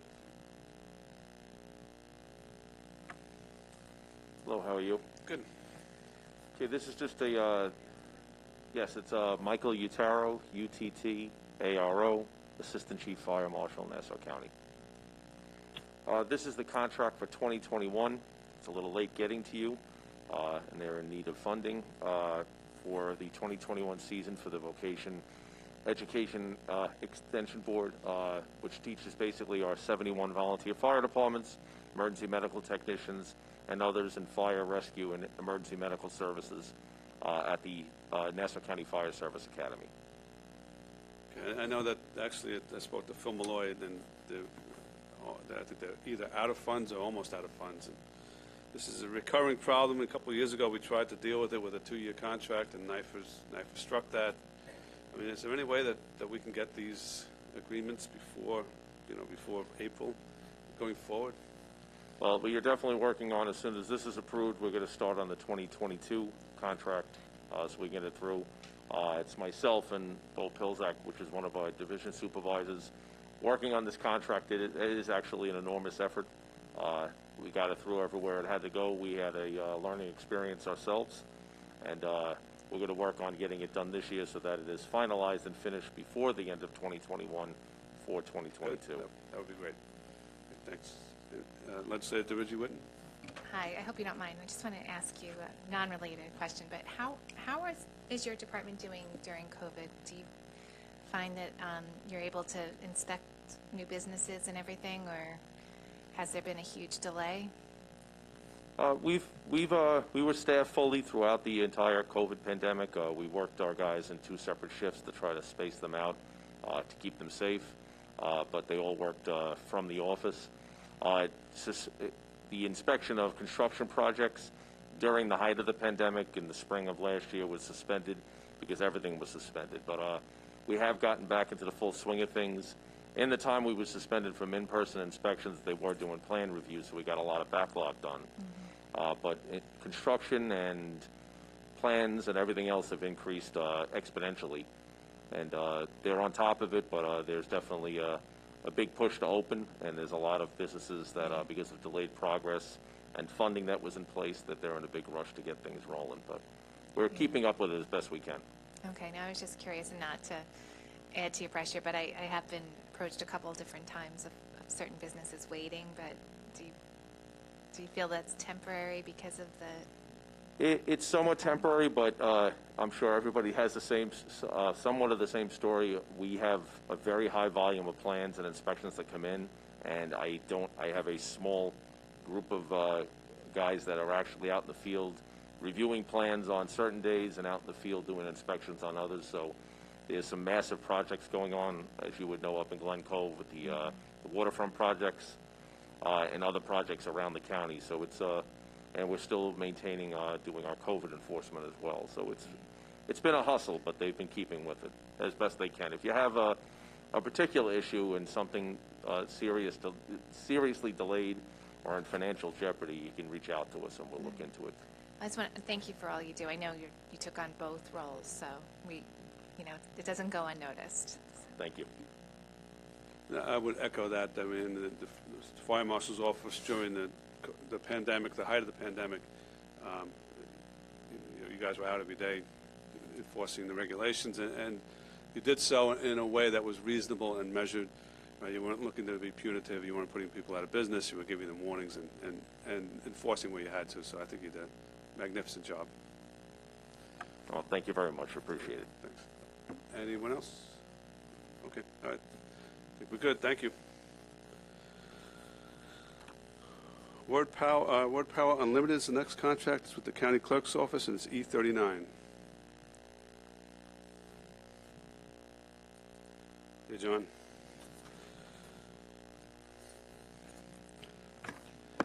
Good afternoon. John Butler, Fiscal Officer for Nassau County Clerk Maureen O'Connell's office. Item E3921 is an amendment to extend time with vendor Word Power for additional year of services to provide bulk mail and mailing-related items to our office. And this is the informational stuff that the county clerks puts out. Exactly. Right. Any questions?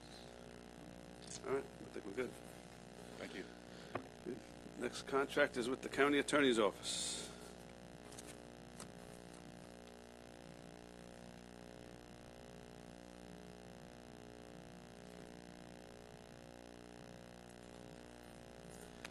I think actually there's three with Wilson Elsa. Why don't we do all three of those together, which is E42, E47, E50. Good afternoon, Mr.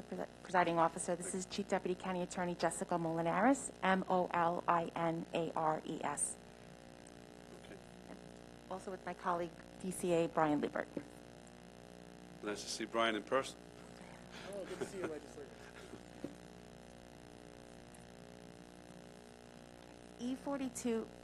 E4221 is a contract amendment with the firm of Wilson Elser for special counsel services relating to the matter of Plainview Can I properties. stop you for one moment? Sure.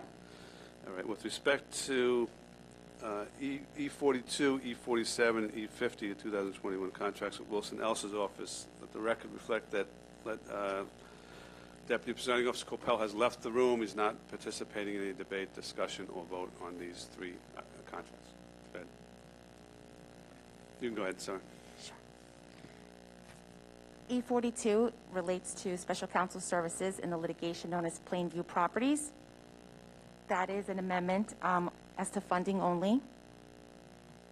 E47 relates to special counsel services in the matter of Jackson versus Nassau County. That is an amendment as well for funding. And E50 is also an amendment with the matter of Rochester versus Nassau.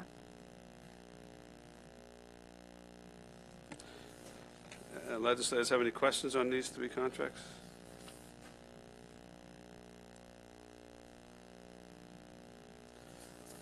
Okay, hearing none, let's actually what we're going to do with these three is we'll have a vote now on those separately. So with respect to E42, E47, E50 of 2021, all in favor signify by saying aye.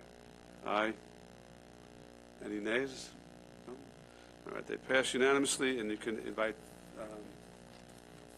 Legislator Coppell back in. All right, so we go to E43 and E45, both of which are with the West Law Group. E43, Presiding Officer, is a new contract for special counsel services. That's for litigation, a federal litigation, federal civil rights, to be clear, in the matter of Sunil Joseph. E45 is for special counsel services with respect to affirmative litigation related to the Family Court Matrimonial Center construction. Okay, all right. Any questions on these two? All right, backup's pretty clear. All right, we're good. We want to move on to E44 at Montfort Healy's office. E44 is also for special counsel services relating to the litigation known as Sharp versus Nassau County. This is a federal civil rights litigation. Okay. The only question that we had was, it looks like the contract commenced on February 1st, 2020. So it's over a year old. Can you tell us why we're getting it now? Yes, Mr. Presiding Officer. Unfortunately, admittedly, this contract, there was some delay in the preparation and routing of this contract. That is due to administrative error on my office. That's something that we have investigated and have rectified going forward. There are now double and triple checks with respect to that. After that, however, when the contract did get to the firm, there was also just some delays on the firm's end, unfortunately, in navigating the vendor portal. also coupled with some difficulty with expiration of certificates of insurance, as well as the proper disclosure of ownership, of partners with ownership. So there was sort of a combination of various factors that led to this delay. Okay, so, but you said that you've addressed it within your office in terms of monitoring these contracts and making sure that they're moved along in a timely fashion? Correct. All right, so we'll look forward to seeing that going forward. Any other questions? E53 with Lamb and Bonoski. E53 also relates to special counsel services. These are related to numerous and various EEOC complaints as well as PESH violations that were filed against the county. This is a new contract. So these violations are ongoing? I mean, obviously not resolved yet? They are not. Okay. All right, any questions? No? I think we're good. Thank you. Thank you. I'm sorry. Oh, there's one Excuse more. me. Sorry. There's one more. E54? Yes, that's with the firm of Bisceglie. That is, this is an amendment solely as to funding. This is a now resolved matter. We just received the appellate decision, as I believe March 21st of 2021, so just a few weeks ago. This is simply just to pay the outstanding invoices to the firm. This one was late too, right? This was. So what happened here was because the appeal had been pending for so long, this had been a very inactive case. We had not received any recent billings, and quite frankly, it just wasn't on anyone's radar across the board. Again, that's another aspect that we have addressed within my office. Okay. Do you have an attorney or support staff who's now focused on getting these contracts to us on a regular basis? Yes, it's a cumulative effort, but we also do have an assigned deputy county attorney who's an outside counsel coordinator whose duties are solely to interact and have this constant communication with these outside counsel firms. Okay. All right. I mean, and just in terms of the diarying within your office to get these things to us in a timely fashion. So do you have, I guess, this outside deputy county attorney or this deputy county attorney in charge of outside counsel? What about the use of technology? I mean, you have spreadsheets, you have that type of stuff? We've actually implemented an outside counsel contracts committee that meets regularly, that uses spreadsheets as well as the Microsoft Planner, which works as almost a triple check as to the assignments that relate to everyone pursuant to those regular meetings. Okay. I mean, I understand occasionally there may be a contract that falls through the cracks or whatever, you're getting difficulty getting disclosures from law firms, but if you would give us or let the legislature that something is late, it would be much better than us getting it 6 months, 7 months, 12 months later. That is absolutely something we will work on, presiding officer, to the best of our ability. Okay. Yes. All right. Thank you. Thank you. Any questions? No? Thank you. Okay. Thank you. Next contract is with Information Technology. There's two contracts. One is E51 with SVAM International. The other one's E52 with ITT. Good afternoon, Nancy Stanton, IT, E5121, SVAM International, Inc. This new contract is for recruitment services to assist the county in attracting and hiring candidates in select IT titles. Contract term is 3 years with 2 one-year renewal for a total of 5 years. Ceiling of $80,000. This is a minority-owned business. Question I have is, why does the county need to hire an outside entity to recruit This is personnel? specifically for PeopleSoft developers, which we've been using contractors, and we'd like to replace the contractors with CSEA full-time employees. Correct. But again, the department is unable to do its own recruitment. It has to. We've tried. We have tried. It's a specific skill set, very hard to come by. What, in terms of working with civil service, once somebody is identified or is offered employment, does that part of the obligation fall on the county personnel, or does it fall on the outside vendor? No, this will be a civil service title that they would be hired in, and I have spoken several times with Martha Kreisel, and she's totally on board. Other question I had is, SVAM is already providing supplemental staffing, I think? That's correct. So they're both providing supplemental staffing, and they will be recruiting Yes. staff for there's no conflict there? They responded to the RFP. I mean, what's their incentive to actually perform this contract? I don't know. But they have the most amount of contractors with us, and so I'm hoping they can help us hire. It's a little unusual, isn't it? Anyone else want to chime in here? Legislator Bino? Yeah, I'm thrilled. I think most of us are thrilled to hear that you're moving in that direction, because we've been asking Yes. for quite some time Yes. for us to onboard folks that can bring this skill set to our county government. Yes. But I do have to agree with the presiding officer that we may have created an inherent disservice to ourselves, because I think there is a conflict, right? I'm not sure what. I see it as a disservice to them, because, no? We'll Well, be replacing, the goal is to replace the contractors. yeah, so how motivated will they be to find folks Well, that's why we have, if they're going to be, losing money on the other hand? I understand. So I think it would have been better for us if we had a different company acting in that role. We have two others. The next item on the calendar is one of them, and we're waiting for a third one to send in their documents. So let me understand this. We're going to have 3 different companies that we're going to engage to provide one service To provide hiring across for one skill particular set. skill set? Yeah, well, PeopleSoft skill set, yes. So whether it's developer, a database administrator, yes. So walk me through, presiding officer, with your permission, Sure. to go into the other items. Can you walk me through the difference between the 3 different companies? Because I don't understand why we'd hire 3. Well, we felt that it would give us a bigger opportunity to find the best skill set we could find. So they'll all be working toward the same goal. Exactly. Okay, now I fully understand. Exactly. All 3 working through the same goal. Correct. Okay, so,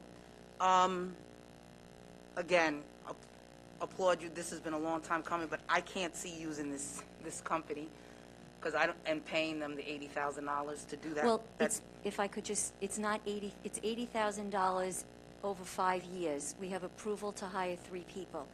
Each of these vendors has a different VAR they get, whether it be, 20% of an annual salary one time, or what was some of the other, So one is a flat rate. The one that we haven't gotten the paperwork yet is a flat rate. Each time we hire from them, it's $8,000, period, and end of it. One that you're going to hear next is 17% of the first year annual salary. And SVAM that we're discussing right now is 12% or a flat fee of $15,000, depending on the annual salary that they're coming in on, whichever is less. So the most, it would be $15,000. So is it that we're potentially hiring some of their staff? Say that, I'm sorry? Is it a potential that we might be hiring some of their staffers that are contracted to work with us now? It's possible. It's possible if they would allow that. There are a few that we would like, but however, there are some obstacles with with several of them that work here now, which I can get into offline if you'd like. So the other 2 companies, are they also providing contract staff to us now? One is one person from IIT, which is the next one to be heard. And then the third one is, what's the name of that entity? Elegant Enterprise-Wide Solutions, and we're waiting for their paperwork. I feel like there's a conflict with SVAM. They really bring us good talent, so I would hate to lose them as an option here. Well, it would help if maybe when presiding officer asked the question, like, why would they be a viable option, given that we think there's an inherent I can't answer conflict for, if we did an if we RFP. had if we had a stronger response? Because it just leaves me to believe that they gain and earn money by providing the contract service, and I'm sure I agree they with you. earn more money doing that than to start outsourcing the Yeah, work. I can't answer that. We did an RFP. Yeah. They responded, and, you know. Because they responded doesn't mean that we should engage them if we know there's a conflict. Sure. You have anything you want to add? This is Donna Nyland, project manager who worked on this contract. Mm-hmm. Hi. Greetings. Good afternoon. We established a selection committee of 4 individuals, 2 from HR and 2 from IT, to go through all the RFP responses. I believe we had 9, and look at the qualifications of all the vendors. And we scored them accordingly. We had 3 that the top 3 winners is how we chose. SPAM and IIT had a lot of experience placing PeopleSoft staff with other agencies, and so we felt that they would be the best to bring candidates to us when we did have a PeopleSoft opening. So that's how they were chosen.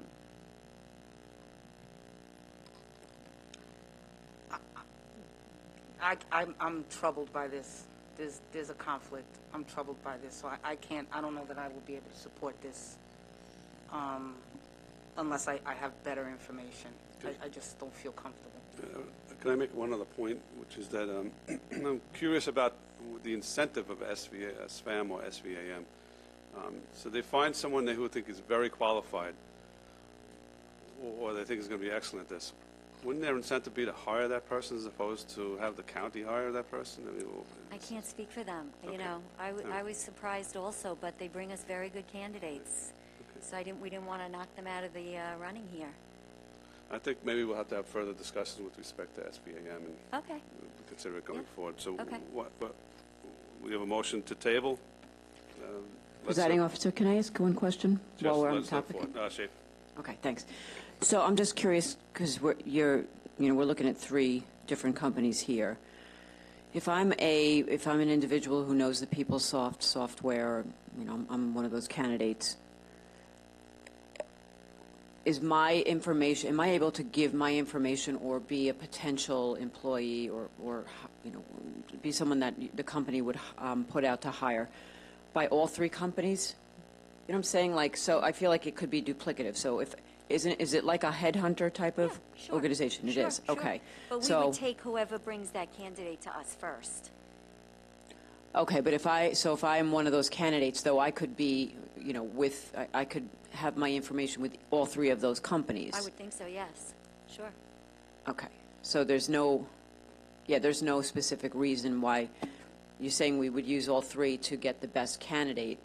Yeah, I'm looking to hire right now 3 people. Right. So I'm not looking for an army, so whoever comes to me first and who's ever best qualified and pass our interviews, that's the person that will be hired. Right. If they come to us, through SVAM first and IIT second, well, SVAM's going to get it, and vice versa. Right. I just feel like 3 seems like a lot to have to go to and pay just to get 3 candidates. But you're only paying that fee if you hire them. In fact, one of Correct, them, okay. which one was it that said, if you hire them and it doesn't work out in 6 months, SVAM said if we hire them and in 90 days it doesn't work out, they'll refund the money or they'll find another candidate for us. And what do the other 2 do? They didn't say anything about it. They don't have a refund type No. of policy? No. Okay. Okay, thank you. Could you tell me about the pay structure for the positions that we're looking to hire within the county government versus what we're paying these entities to employ them? It works the same way. There's steps. The salary range we're looking at, I believe, is 90 to 125, depending on their skill set. Thank you. Okay. We have a motion to table on table contract E51. Moved by legislator Bino, seconded by Deputy Presiding Officer Coppell. All in favor of tabling that item signify by saying aye. Aye. Those opposed? That's tabled. But I think, any other questions about IIT? Nope. Okay, thank you. Thank you. Last contract we have today is with TIPFA. It's E56, 2021.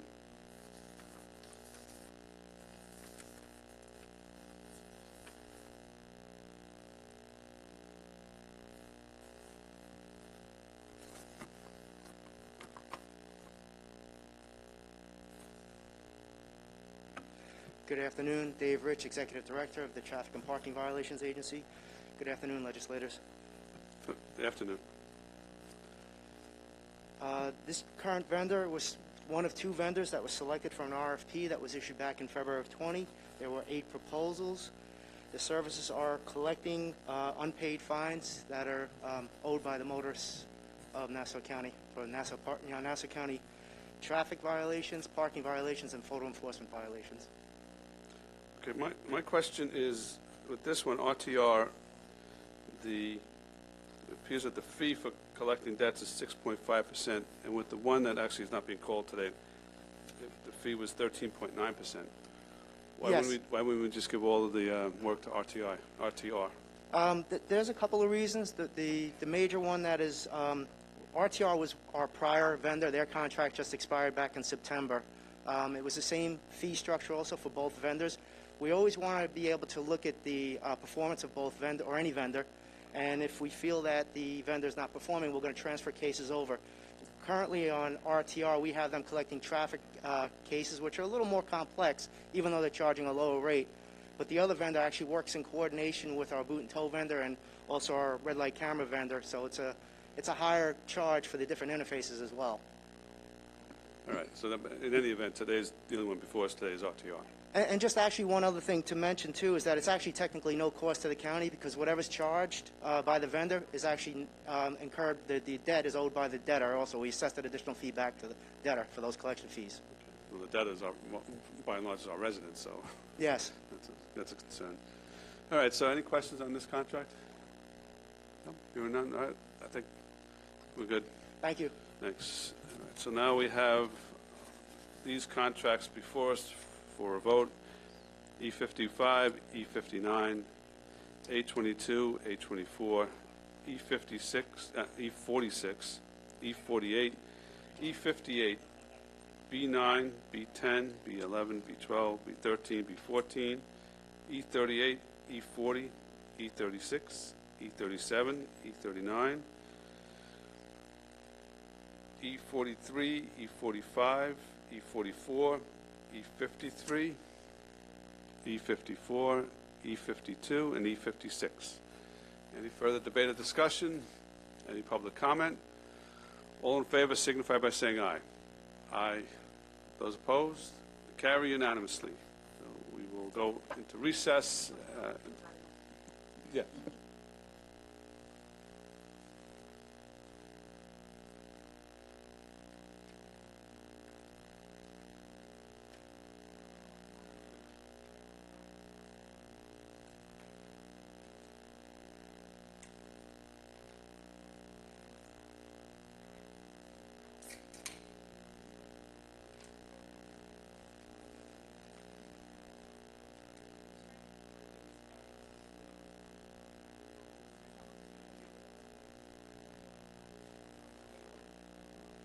Let's vote on those contracts that I just called.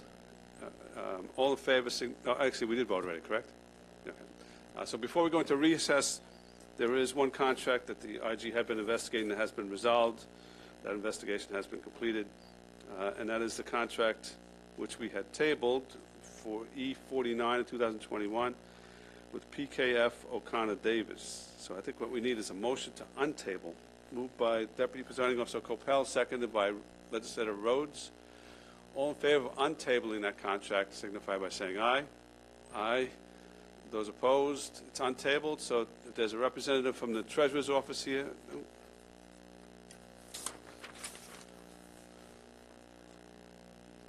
Hello, Beaumont.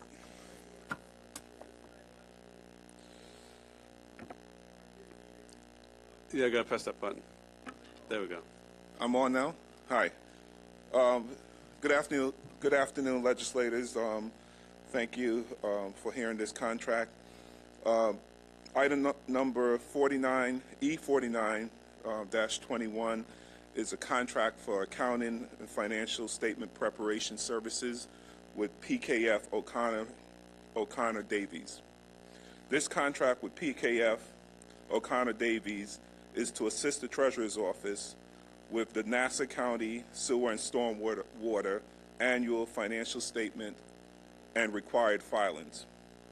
The contract covers services for fiscal years 2020 through 2024. The first year cost is $23,000 with annual increases of $500 per year. Any questions or debate? I think we're all good. Thank you. Thank you. All in favor of E49 signify by saying aye. Aye. Those opposed? Carries unanimously, and now we'll go into recess. Thank you.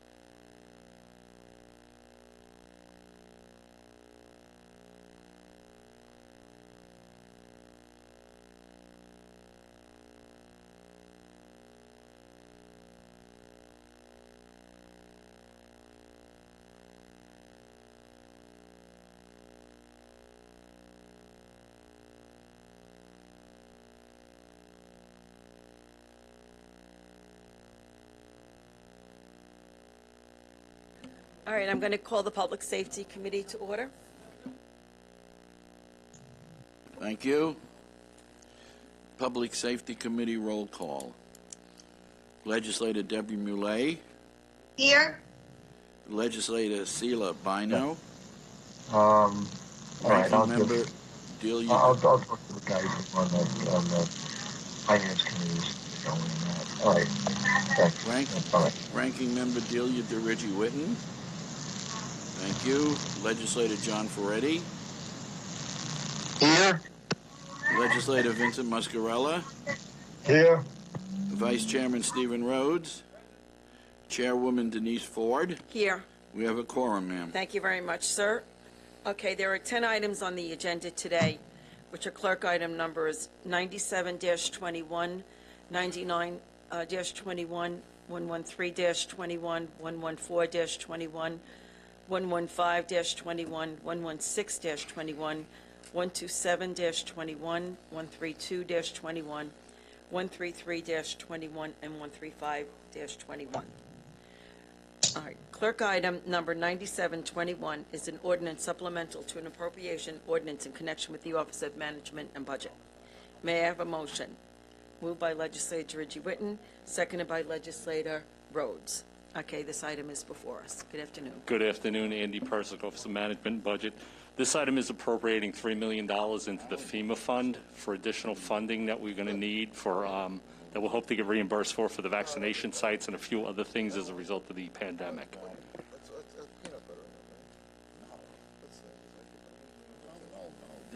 So since this money, as you said, is going to be used for COVID-related, I guess, with the sites that we're setting up? Correct. I'm hoping that I would think that we would get reimbursed, but we can't just always be so sure, correct? And keep in mind, this is the FEMA side of it, not the other funds that are coming in. This is what we deem was reimbursable for the vaccination sites that are coming up. And, you know, it provides, you know, funding for all these additional pop-up sites that are coming up. So, which are very important. And, you know, I have to hand it to all the people who work there, because I know that people here who have gone there, and then I know many residents of mine who have gone to even the county-run sites, and they Agreed. only have praises. my personal experience was well organized and well run when I went. So, Yeah, hats off to them. All right, thank you. Okay, any debated discussion? Okay. Legislator DeRiggi. Hi, I just have a quick question. So this is a transfer into this? No, we have a separate fund segregated out for these COVID. We have two different. We had a CARES funding, and this is the FEMA side of that. Okay. That's what this is. Okay, all right, thank you. Anyone else? Any public comment? Okay. I see none. All right, all those in favor of passing this, please signify by saying aye. Any opposed? The item passes unanimously. Thank you. All right, clerk item numbers 99-21, 113-21, 114-21, 132-21, 133-21, and 135-21 are ordinances supplemental to an appropriation ordinance in connection with the police department. May I have a motion? Moved by Legislator Bino and seconded by Legislator Rhodes. The items are before us. Good afternoon. Good afternoon, William Field, Deputy Inspector with the Police Department. Item 99-21 is a supplemental appropriation to appropriate $50,000 in funds received from State Forfeiture District Attorney's Office. These funds will assist in purchasing things such as new uniforms for the Police Department's color guard. These uniforms also have equipment that will provide with superior weapon retention.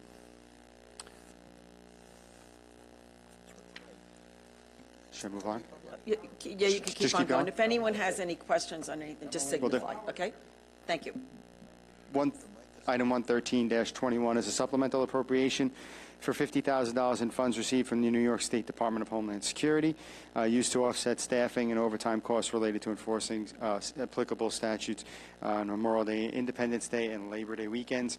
The primary focus of these funds is to ensure waterway safety and security.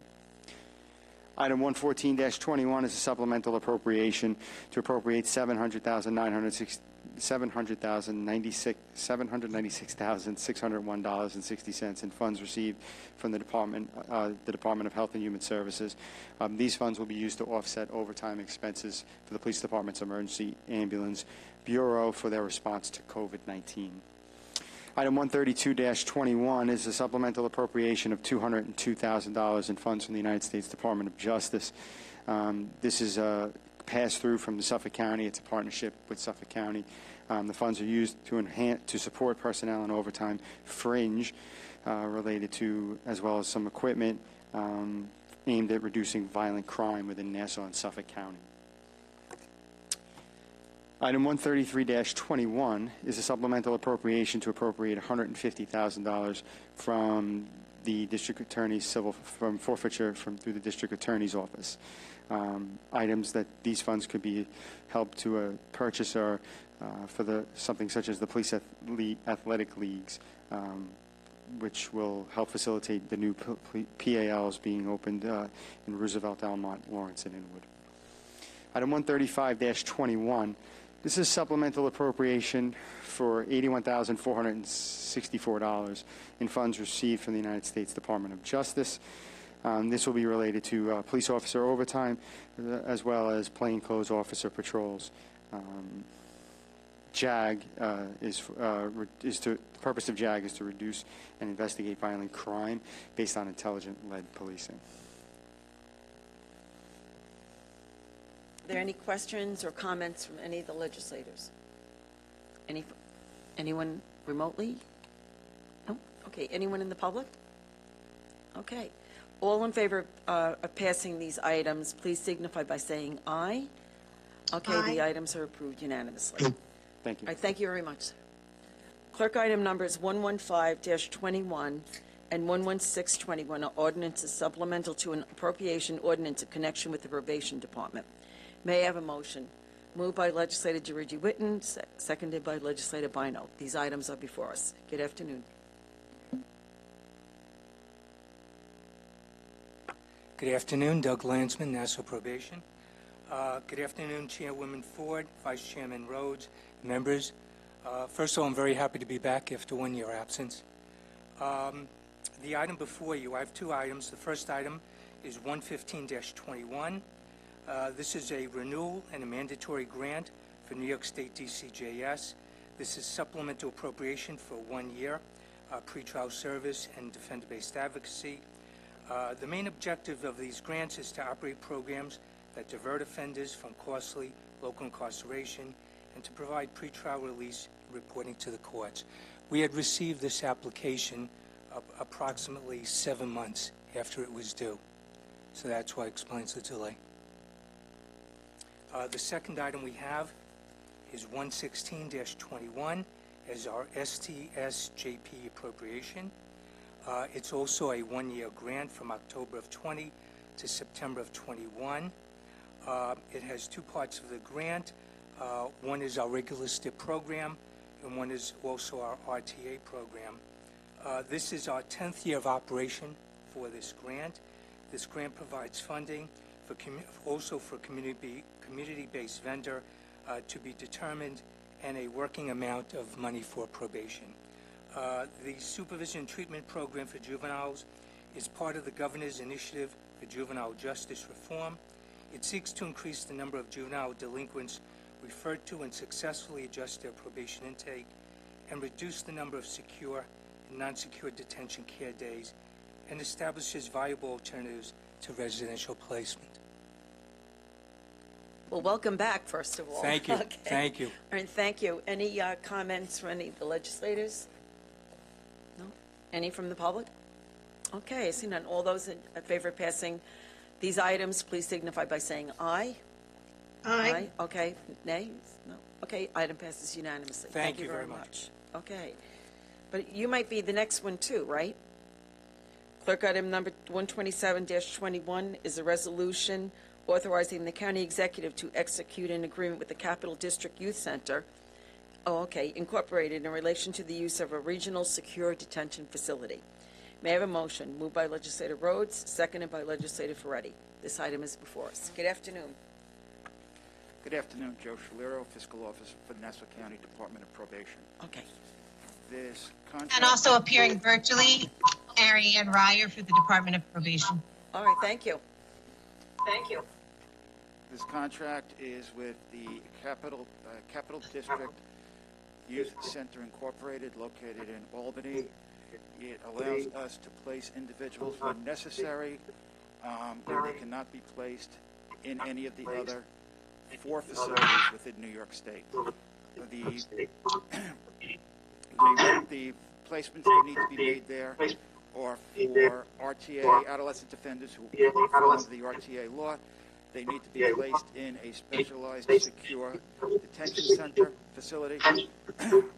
Our facility in Westbury is a secure facility, not a specialized secure facility. There are only six centers throughout the state. 5. Ms. Ryer? Yes. Your microphone is open. I apologize. There are only 5 centers within the state that can accept adolescent offenders, and thereby we need to have the contract in place with Capital District. As it stands now, facilities are all at capacity, and in the event that we can't place a resident anyplace else, we need to have the capacity to do so. All right, thank you. So with this, raise the age, I guess, so that raise the age, yes. So we're not going to incarcerate them in these young people in our normal facilities, jails. So, so how many? So do we have any place here in Nassau County where they can go? No. Closest facility is Westchester, followed by Albany, and then 3 other facilities: Onondaga County, Monroe County, and did I cover them all? Is it up by Plattsburgh or something? Yes, and Erie County. Okay, all right, yeah. Wow, so there's only 5. And how many residents can they take? You know, each one, are they, when you say they're all full? They have capacity of, I think, in total, 22 adolescent offenders. Just looking at it. I believe it's 22. This is Ariane Ryer again. Each facility has a different capacity. Currently, each facility in the state is at capacity. Westchester, Onondaga, and Erie have the largest capacity. At Albany, the Capital District, the facility that we're speaking of here today, will only even consider Nassau County youth if this contract is in place. I understand. So currently, we're not sending any of our young people to Albany. We've not had anybody there to date. Okay. So, all right. When you say that there are capacity, what happens, though, if every place is filled? What do we do with these young people? Well, we've got that exact situation this weekend. We've got 2 adolescent offenders that were brought into custody this weekend. We just have to ask her. Can you just mute yourself? Oh, thank you. Okay, yeah. The option in one of them was to have them sit at the police precinct, supervised by 2 sheriff's deputies. An alternate arrangement was made and agreed upon by OCFS to bring them into the facility in Westbury and have a one-on-one supervision by a probation officer from Saturday night until... Ariane, is he still there? He's still there, yes, Still there. because all of the facilities remained full as we look for alternatives. So we've had a probation officer supervising, or multiple probation supervisors, officers supervising that one resident on a one-to-one basis on overtime since Saturday. And there's a second one that was brought into custody, and I don't know if he's still in court or not. Ariane, has that one been placed yet? No, the second one was actually a juvenile offender, so he can stay in our juvenile detention center. This is only for purposes of the adolescent offenders. So then the adolescent offenders cannot stay with the juveniles and they cannot stay with the adults, correct? It's in the same facility, but kept segregated. Is there any way of expanding the juvenile center or coming up with a center here in Nassau County? For the last 4 years or so. Excuse me? It's been proposed for the last 4 years. It was part of the original RTA plan that had been proposed.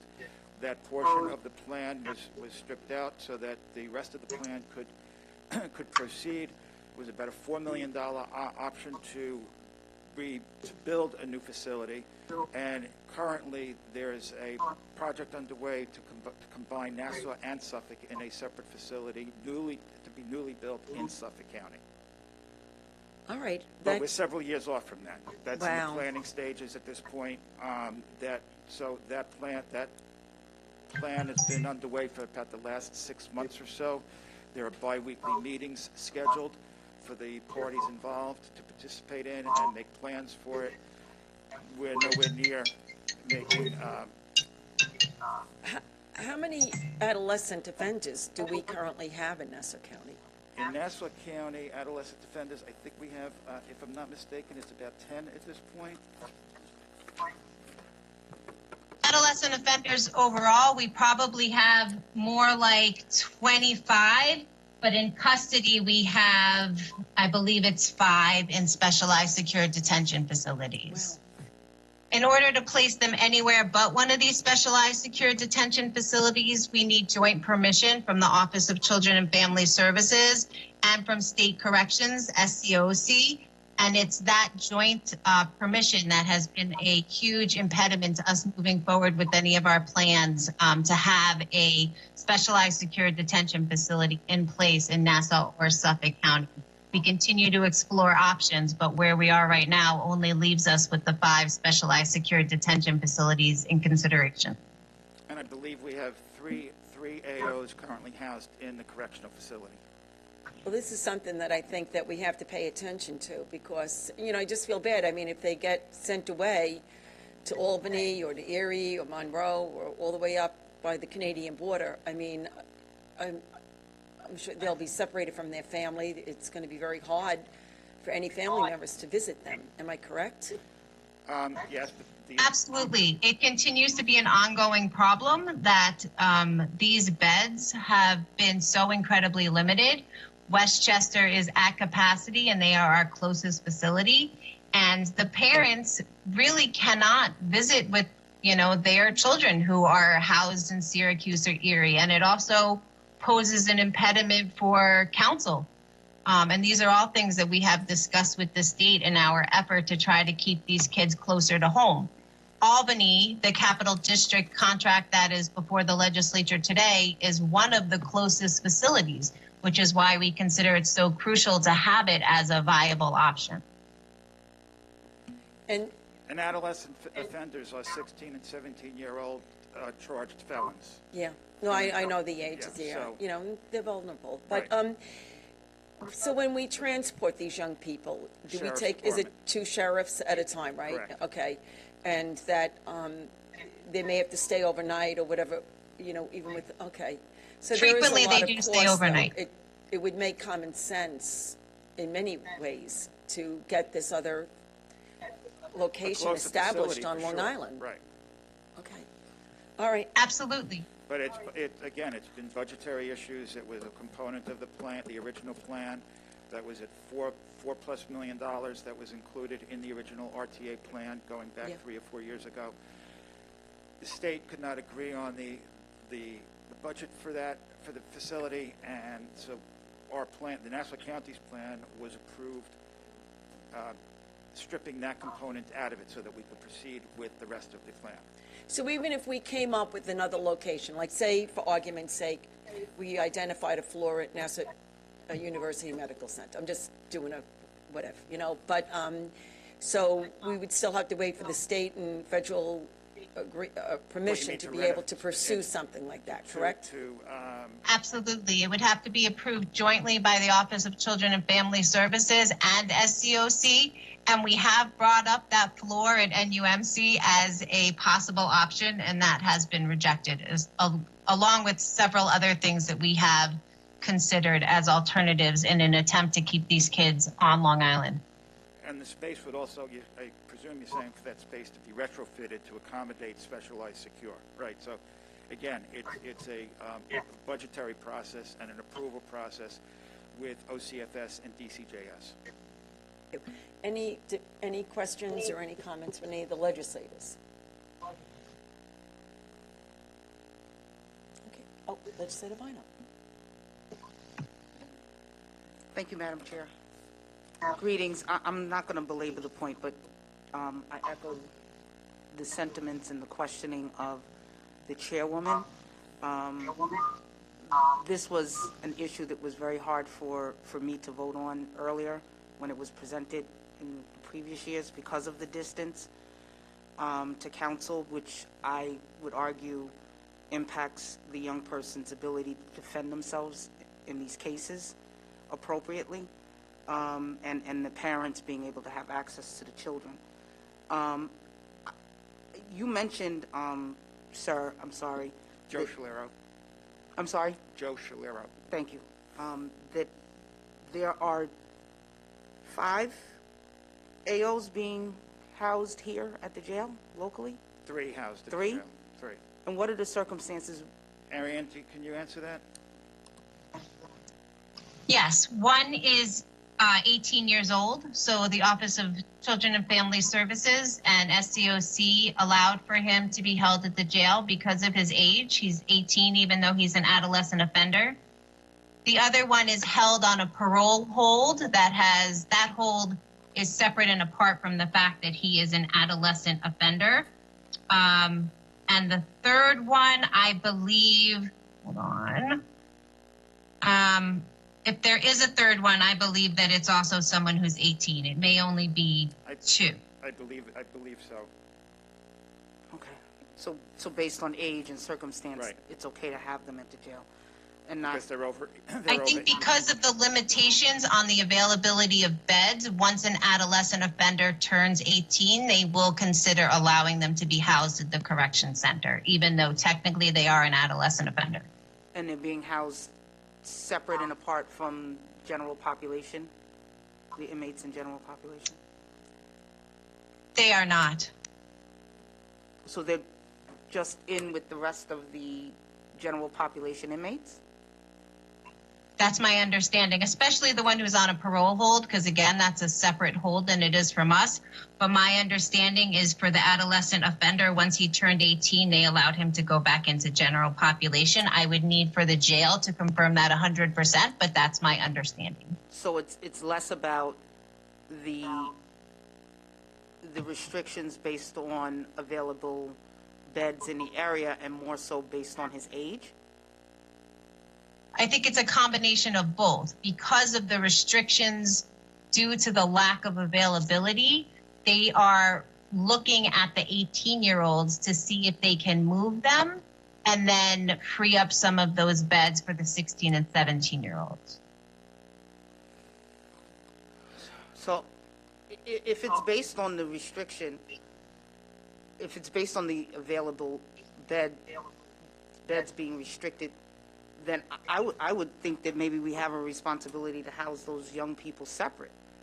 I would like us to look at that, and not just. Well, in the few instances where it was a 16 or 17-year-old, they were absolutely housed separate, in a separate facility with a separate guard. And again, I would need the jail to confirm this 100%, but my understanding is that state corrections gave permission for them to be housed in the general population. Okay, I would like to receive documentation that supports that the State Department of Corrections allowed for that appointment for the housing and general population, and I'd like some level of clarity in regards to what the jail's stance, what the sheriff's stance is on this, because the whole idea is... Absolutely, I'll reach out to them and get back to you. Okay, and hopefully expeditiously, because I'm concerned that we are not upholding the spirit of the RTA. And I'd also like to understand better what are the impediments or what kind of barriers are we facing with the state agencies with, that's not allowing us to move forward in the joint venture shared service, relationship with Suffolk County. We are moving forward with that. Like I said, we have. But I'm hearing that we're delayed. I heard that we were delayed. Well, we have bi-weekly meetings. No, I heard you say that Okay. you're 6 months, I clearly heard you say you were It's 6 months in. It's an exploratory process. I did hear that, but I also It's a heard, design process. thank you, but I also heard that there was some level of barriers. And it was stated that there was some delay, and I tried to write down the names of the entities, but they were state entities that were prohibiting us from being able to find alternatives, inclusive of Nassau University Medical Center. Approvals And- by the DCJS and OCFS if we were to go that route. Okay. And we're 6 months, only 6 months in. Is there, I understood it and maybe I misunderstood. So let's start from the perspective that I may have misunderstood. Why are we only 6 months in to a process working with Suffolk County? This was initiated by Office of Children and Family Services. I'm sorry? This was initiated by the Office of Children and Family Services. What was OCFS. initiated? This joint project for Nassau and Suffolk. This was a Suffolk joint County. project that was talked about earlier on when we talked about RTA? No, this was a new project that came. No, it was suggested and discussed. I was part of several offshoot meetings that happened separate and On apart the from this joint, legislature. I only became aware of the joint process. Mary Ann should be aware of the Yes, request. if I could speak to that. We've Thank you. obviously been exploring several different options jointly with Suffolk County since before implementation of Raise the Age. That included retrofitting the juvenile detention center and several different options. What Mr. Cirillo from my office is speaking of is a discussion of a joint facility in Suffolk County that has been brought to our attention within the past 6 months as another alternative. Well, So that's it's not that we've only been exploring a place for the past 6 months, it's that this one particular option was brought to our attention within the past 6 months, but it's only one of many options that we have considered.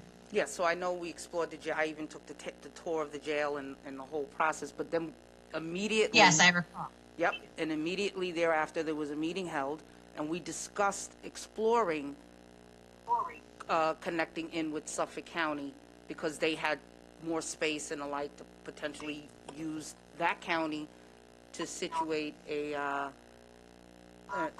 shared site. And that was Yes. that was part of many discussions. So that's not something that just started 6 months ago. No, absolutely not. They have even looked into sites, and I believe that Suffolk has, discussed possible funding streams for it.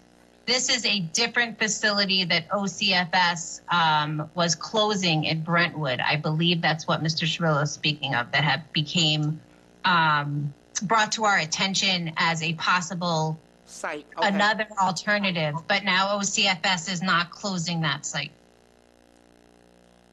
They are now. We continue to search for alternatives. I've spent all day trying to find a specialized secure detention facility bed for this young man who was arrested on Saturday. And I personally spoke to every facility in the state and have been turned down. I even called Albany knowing that we didn't have this contract in place in hopes that they would maybe consider one of our youth, but they're at capacity, as is every other facility in the state. So at least having something in place so that when a bed is available, we will at least be considered as an option in some place that's not 8 hours away is really crucial to being able to make this, process a little bit more simple. Do we know whether Suffolk County is facing the same issues? They absolutely are. They absolutely are. And in fact, I was told by OCFS over the weekend that one of the SSD facilities called Suffolk County to move all of their kids out. But there's really no place else for them to go. All right, I'm a bit frustrated because we knew Raise the Age was coming. We knew back in 2016 and 17 that this was an issue, and I find ourselves, some 4 and 5 years later, we're still trying to figure out a way forward. All right, I'm Legislator Bino, we join in your frustrations. I would say thank you, but it doesn't help. I'll be in touch. Be well. Thank you for your answers. Yes, thank you. Thank you. I think I share your frustration, Legislator Bino, because we knew that this was coming. And I understand the efforts that you're trying on behalf of these adolescent defenders and all the roadblocks that have been thrown your way in trying to find a solution. So, because even when you had mentioned about the youth detention center, which is here in Nassau County, that the thought that we were going to expand it and build upon that to put these adolescent, I guess, close to youth, but all of a sudden, boom, everything gets stopped. You can't do it, and I just think it's crazy, and I just think we're playing games with a lot of these young people's lives. So, I would think that we are going to pass this because it is important, but I will let you know that we will be reaching out to you because we are going to have a public safety hearing on this, because I think I'd like to try to bring in the right people from the state and all parties involved so we can get to the bottom of this and maybe hopefully give you some support in the efforts that you're trying to do, find out why, if we thought it would be in Brentwood, now it's not. But this really is something that it just goes beyond comprehension, that this young man, this young child, I guess, is probably handcuffed somewhere without a bed, without any comforts or whatever. And, and if you have more young people that are committing crimes, and then we're going to make a decision maybe, well, if they're 17 and a half, we could send them into the Nassau Correctional Facility, into general population. So this is something that I think we really have to start doing our due diligence on. So, but thank you very much for your testimony, and we will be in Yes, touch. and we would welcome the opportunity to continue to work with you in that way. Perfect, and we'll be looking forward to speaking with you so that you can help us get in touch with the people that we need to have at this hearing, and I anticipate that it will be done within 3 weeks. All right, so you have that promise from us. Okay? Thank you. Okay, thank you. All right, and so, any other legislators? Any public? No. All those in favor of passing this item, please signify by saying aye. Aye. Any opposed? The item passes. Thank you very much, sir. Thank you very much, ma'am. Okay. Let me see. Sorry.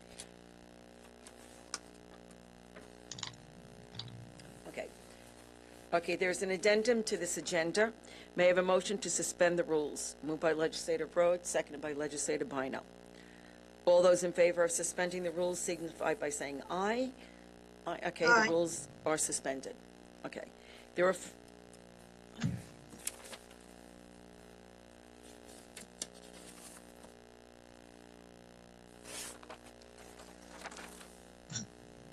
Wait, Chris, I only see 2 items. Chris? Okay, thank you. Okay. There were 2 items on the addendum today, item 143-21 and 144-21. Okay? Clerk, item number 143-21 is a local law to prohibit the smoking or vaping of cannabis in all county-owned properties. May I have a motion? Moved by Legislator Ferretti, seconded by Legislator Rhodes. The item is before us. Okay, and I will hand it over to... Yeah, thank you, Rhodes. Madam Thank you. Chairwoman.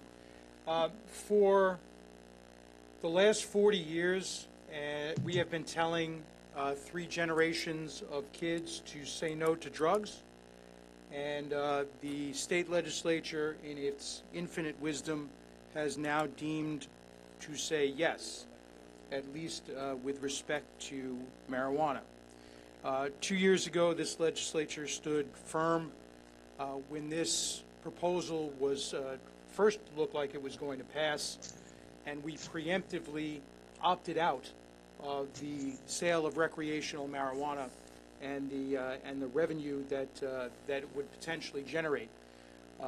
This year, in addition to passing this legislation and opting for the revenue over public safety, the state legislature has taken the ability of counties to opt out away, giving that to towns. So this legislature is prevented from opting out, but we are able to place some restrictions as to where cannabis can be used and how it can be, where cannabis can be used.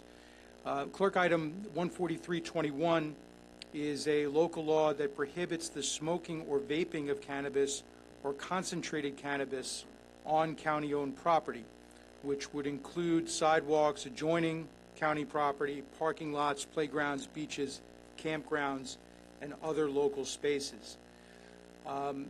And this, again, is a direct result of the Marijuana Tax and Reform Act, which permits the recreational use and sale of cannabis products.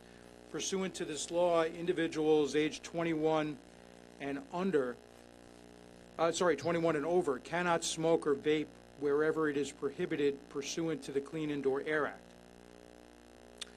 This is the Marijuana and Tax Reform Act. However, the Act does not prohibit smoking or vaping in outdoor spaces.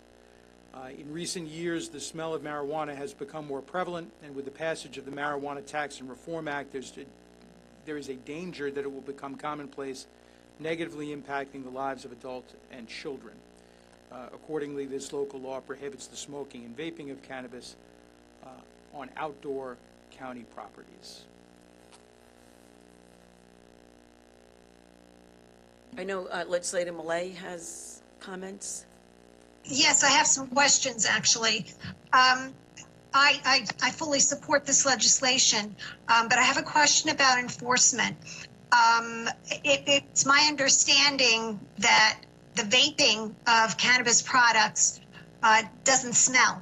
And I thought that that was true, and then I checked with Jeff Reynolds just to verify that, and he concurs. And he is, by the way, ready to answer questions if necessary. He's on this meeting. So my question is this: how are you going to enforce the vaping of cannabis, since it's not possible to smell it? Are you going to give citations to everyone who vapes?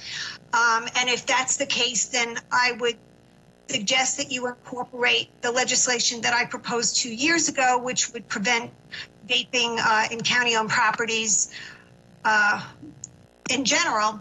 Or if you're not going to do that, then this legislation really doesn't have any teeth, because people will still be consuming cannabis on county-owned properties by virtue of vaping. It will stop the smoking of, and of course I applaud that as well. But I think that you really need to consider the fact that you can't smell cannabis when it's vaped. It's our understanding, based on the research that we've done, that cannabis does put out, when it's vaped, does put out, albeit a faint odor, does put out an odor which is detectable. So I would disagree with the assessment that it doesn't, at least based upon the research that we have. I would rather err on the side of caution and prohibit it, as opposed to simply making the assumption that we're not going to be able to tell. With respect to the to your vaping legislation, with respect to your vaping legislation, Ms. Millet, I am certainly aware of that. My understanding is that the Parks Department actually already has a rule in place prohibiting vaping. The reason why this legislation becomes necessary is that we not only expand, that obviously only applies to parks, but we actually expand this to preserves, to playground, beaches, campgrounds, and other open spaces, including sidewalks adjoining county property. Additionally, the existing law that we have contains a fine for $500. However, the state has capped the fine that we're able to put in place at $200, and so this new legislation makes the penalty portion of it consistent with state law.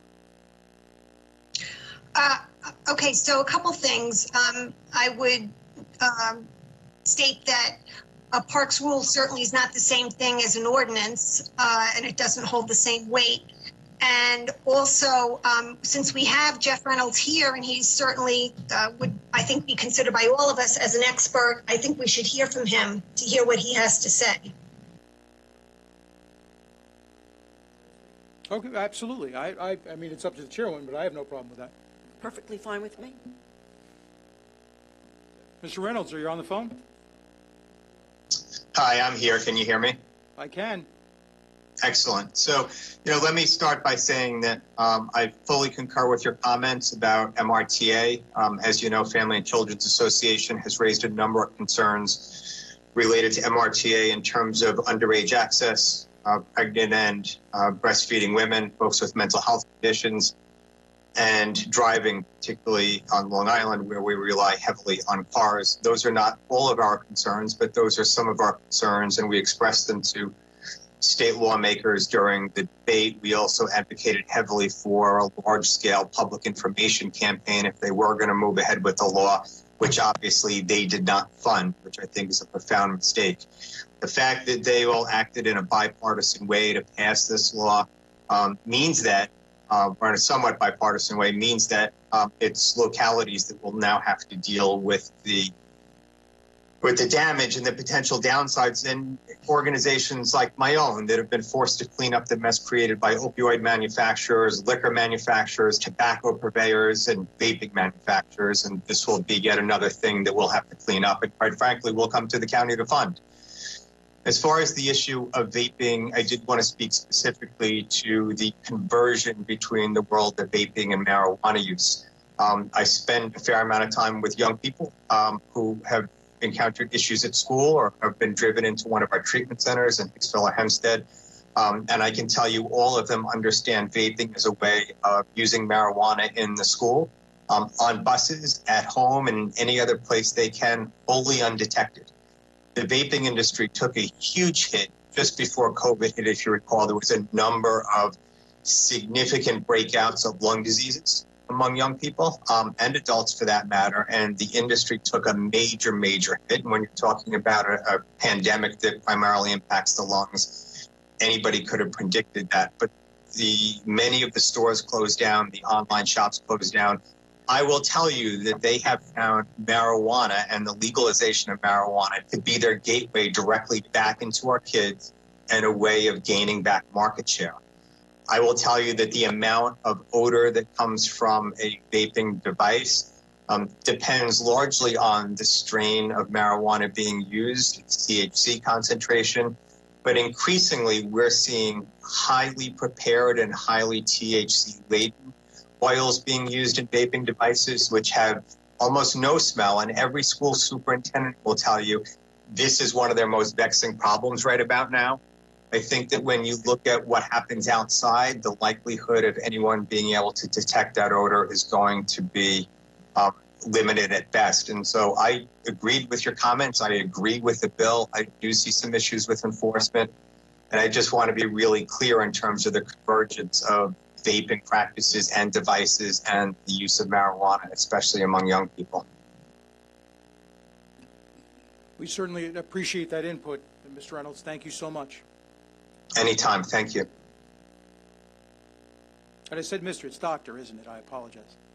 I'm not a formal guy. It's all good. Okay.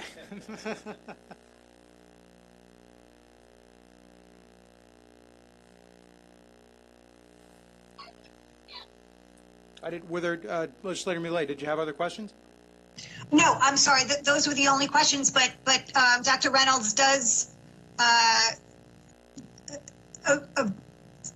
essentially agree with what I'm saying in terms of enforcement will be very, very difficult.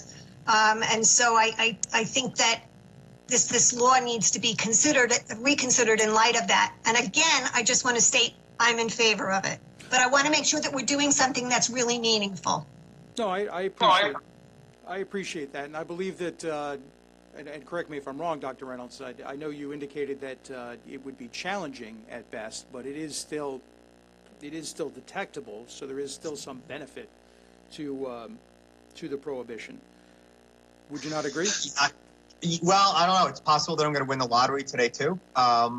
So I don't think it's likely. Anything is possible. I don't think it's good policy. And quite frankly, I would say to you, and with every ounce of respect, people shouldn't be vaping in parks either. I mean, these are two behaviors that have converged. They're incredibly dangerous. The science is really clear on. And it's an industry behind this that is taking health and taking the lives of kids and impacting people on a daily basis. So I do think it's going to be really hard to enforce. And I think sometimes when things are crafted imperfectly, nothing happens whatsoever. And I think that would be a missed opportunity. But I don't know if you happened to hear the earlier portion of the conversation that the Commissioner of Parks has already issued regulations banning vaping from county parks. What we're simply doing here is attempting to clarify some of the misconceptions that may have been put out by the state legislation, because the perception is now you can use marijuana in whatever form, wherever you want, and it's completely legal. This legislation is trying to reinforce the message with respect to our parks, but expand that message to preserves, to playgrounds, to beaches, to campgrounds, and other open spaces that are owned by the county, that it's not permitted on county property. I get that, and again, I fully concur. I guess my question would be, do those regulations have a fine attached to them? And so if I'm vaping in I Park, and is the fine the same, and does it have the same force as a local law? The fine, you're asking about the violation? Just vaping. Just vaping any substance in a park. It's a regulation that says I can't do it, but if somebody catches me in Eisenhower Park, am I stopped and fined and issued a ticket? It is a violation. Do we know if the amount is consistent? The amount is subject to, Sorry about that. Oh, okay. Actually, the fine is $500 or imprisonment up to 15 days. But we can't do that. We can't do that with respect to marijuana, because we're capped as per the state legislation at 200. So then if I'm vaping in the park and an officer stops me, I guess he or she would have to determine, and I don't know how they do that, whether or not I was vaping a nicotine product or a THC-based product. I think that would probably be hard. In theory, if they were able to, if they were able to make that distinction, if it's a tobacco product, the fine could be $500 or imprisonment up to 15 days. If it was not a tobacco product and was simply a marijuana product, we're capped as far as a $200 fine. It's way above my pay grade, but I would imagine it would be hard for an officer on the scene to make that determination and figure out what to do. I don't know that it's going to be enforceable. I also, and again, I'm not a lawyer, but I know that there was lots of debate in the legislature, and the MRTA does address the issue of the smell of marijuana being a condition under which officers can stop somebody and question them. There was a lot of debate when it came to the social justice implications of MRTA in those conversations. I don't know to what extent that marijuana odor may play into what you want to do. You may be in a scenario where that can be considered regardless. I'm just not sure about that, but there was a lot of discussion. And we'll have to follow up on those conversations, obviously, with our police department. But I appreciate it, Dr. Reynolds. Of course, anytime. Thank you, Dr. Reynolds, for your input, testimony. Really appreciate it. Legislator Millay, anything else? Not at this time, thank you.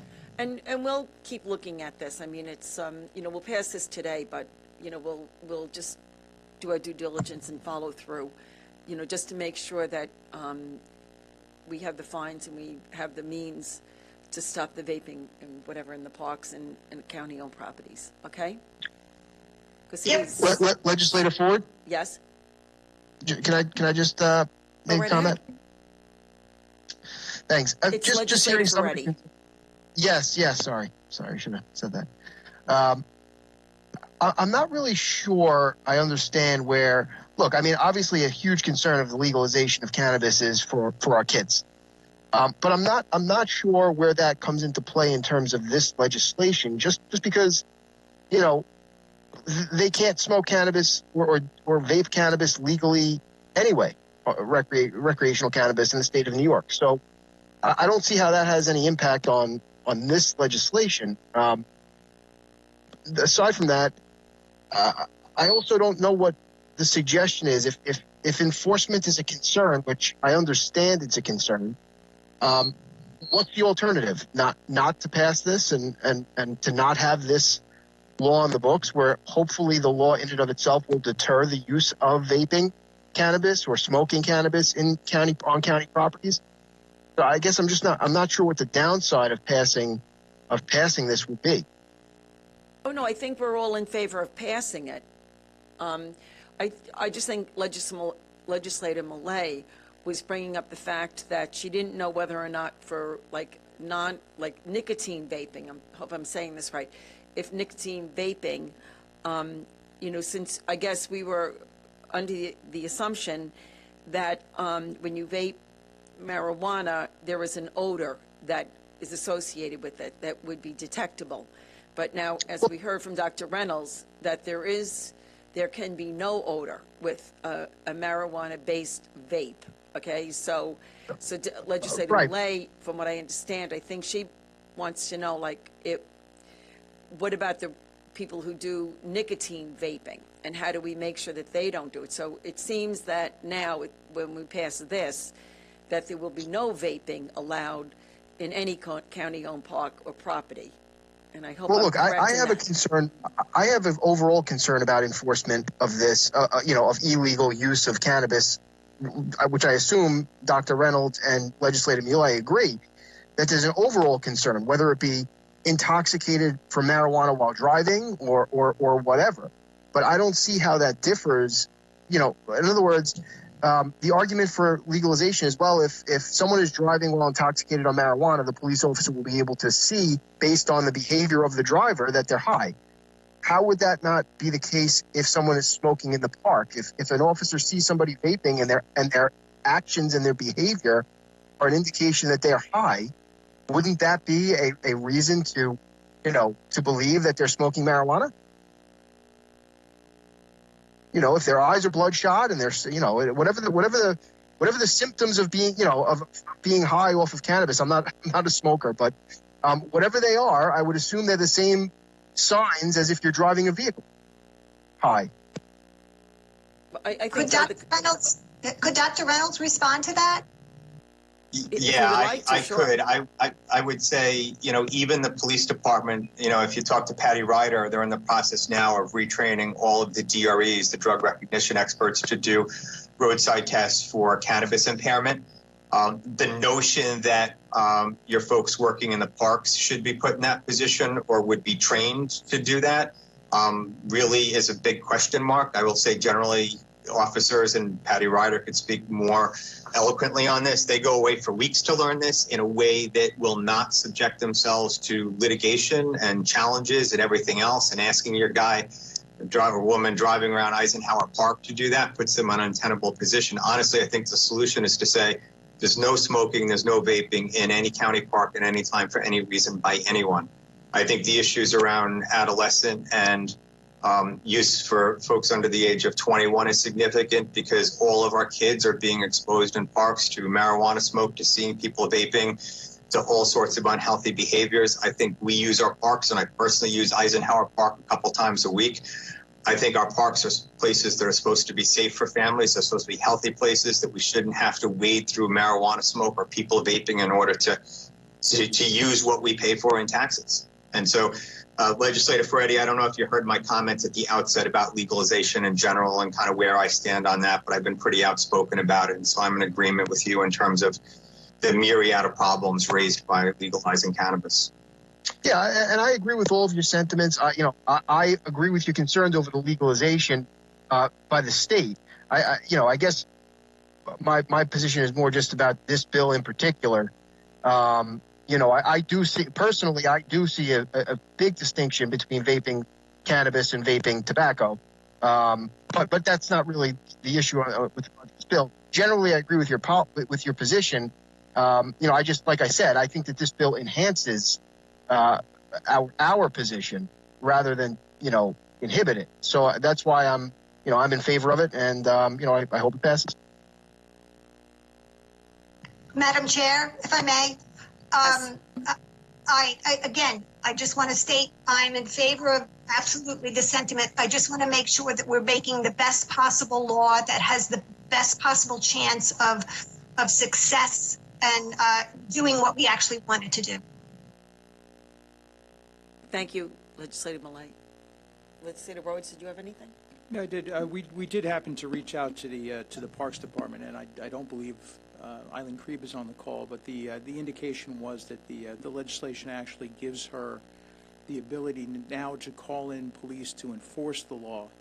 So now both park personnel and public safety will have the ability to actually have the police department come to the park if they suspect that somebody is using cannabis, vaping cannabis in addition to using cannabis as it would normally be used. I do also just want to clarify, just to make sure there's no confusion, this law applies to everyone, regardless of age. So obviously it's illegal for anyone under 21 already to possess or consume, but anyone over 21, under or over 21, certainly cannot use in a county park or county outdoor county property, preserve, playgrounds, beaches, campgrounds, and other open spaces.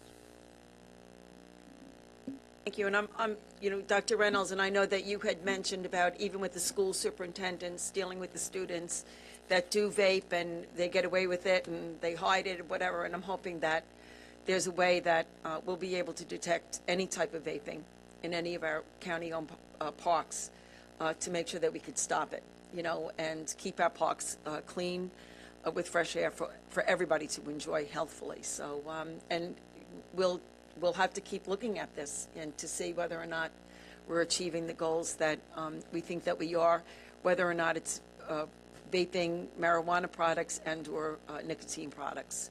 So thank you very much, everybody, for all your input. Okay? Any public comment? Oh, I see nothing. Okay. All those in favor of passing this item, please signify by saying aye. Aye. Aye. No Aye. opposed? All right, the item passes unanimously. Thank you. All right. Clerk item number 144-21 is a local law to amend Title 64 of the miscellaneous laws of Nassau County to prevent the consumption of cannabis by minors at private homes. May I have a motion? Moved by Legislator Millet and seconded by Legislator Rhodes. And this item is before us. This proposed local law is also in response to the enactment of the Marijuana Tax and Reform Act by New York State. The state law removes marijuana from Schedule 1 of the New York State Public Health Law.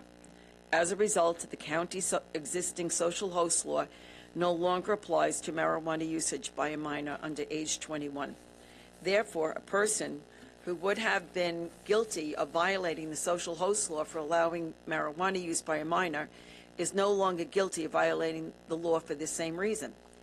This proposed local law amends the social host law's definition of drugs to remove marijuana and add cannabis and concentrated cannabis as defined by Section 222-00 of the New York State Penal Law, which is added by the New York State Marijuana Tax and Reform Act. If this proposed local law is enacted, a person who allows marijuana to be consumed at his or her residence by a minor will once again be in violation of the social host law. When we, and I'm sure Dr. Reynolds remembers trying to pass social host laws way back when everybody felt that it would be too much for them and what to do when young people are in their houses, and sometimes they would give the argument that it's safer for young people to be drinking at somebody's house rather than out in the street. We realized that it was all in all just dangerous regardless, and I'm very proud for my group down in Long Beach Aware, headed by Judy Vining, who helped champion this legislation. And for me, I think it is important that we recognize this and that we add cannabis to the social host law. So, any other legislators? No. All right. Any public comment? All right. All those in favor of passing this item, please signify by saying aye. Aye. Okay, opposed? Aye. Okay. All right, the item passes unanimously. Okay, and we have no other items before us. So may I have a motion to adjourn? Moved by Legislator Rhodes and seconded by Legislator Dirigi-Whitten. All in favor? Okay. Aye. This committee is now adjourned. Thank you, everyone. Take care. What? Planning is next. Planning is next.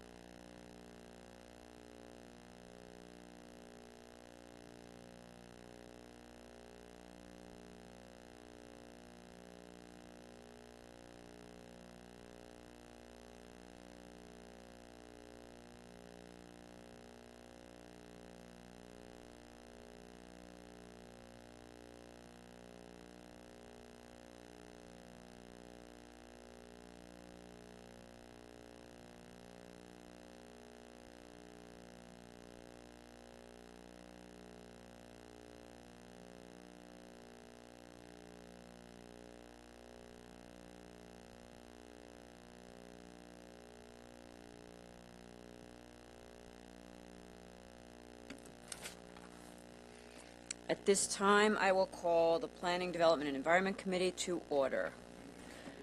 Clerk, can you call the roll, please? Yes, ma'am. Legislator Carrier Solage. Here. Legislator Sheila Bino. Ranking Member Arnold Drucker. Legislator Denise Ford. Legislator Stephen Rhodes. Vice Chairman Thomas McKevitt. Chairwoman Laura Schaefer. Here. We have a quorum, ma'am. Great, thank you. There is one item on the agenda today, which is clerk item number 130-21. This is a resolution to authorize the release of the surety bond and escrow deposit covering improvements on the map of Paramount Court, which is situated in the hamlet of West Hempstead, Town of Hempstead, County of Nassau, State of New York. Can I have a motion, please? Moved by Legislator Rhodes, seconded by Legislator Bino. All in favor signify by saying aye. Aye. Okay. Any opposed? Okay, the motion passes. Okay. Who do we have here to speak about this? Sorry. Ken Arnold, Public Works. So as stated, this is a release of a bond associated with the Paramount Court subdivision. Any questions? Any questions from the legislators? Okay. Is there any public comment on this item? Okay. There is none, so all those in favor of passing this item, please signify by saying aye. Any opposed? Okay, this item passes unanimously. There's no other business in front of this committee. Can I have a motion to adjourn? So moved by Legislator McKevitt, seconded by Legislator Drucker. All those in favor signify by saying aye. Aye. Any opposed? No one opposed. The committee is now adjourned. Public Works is next.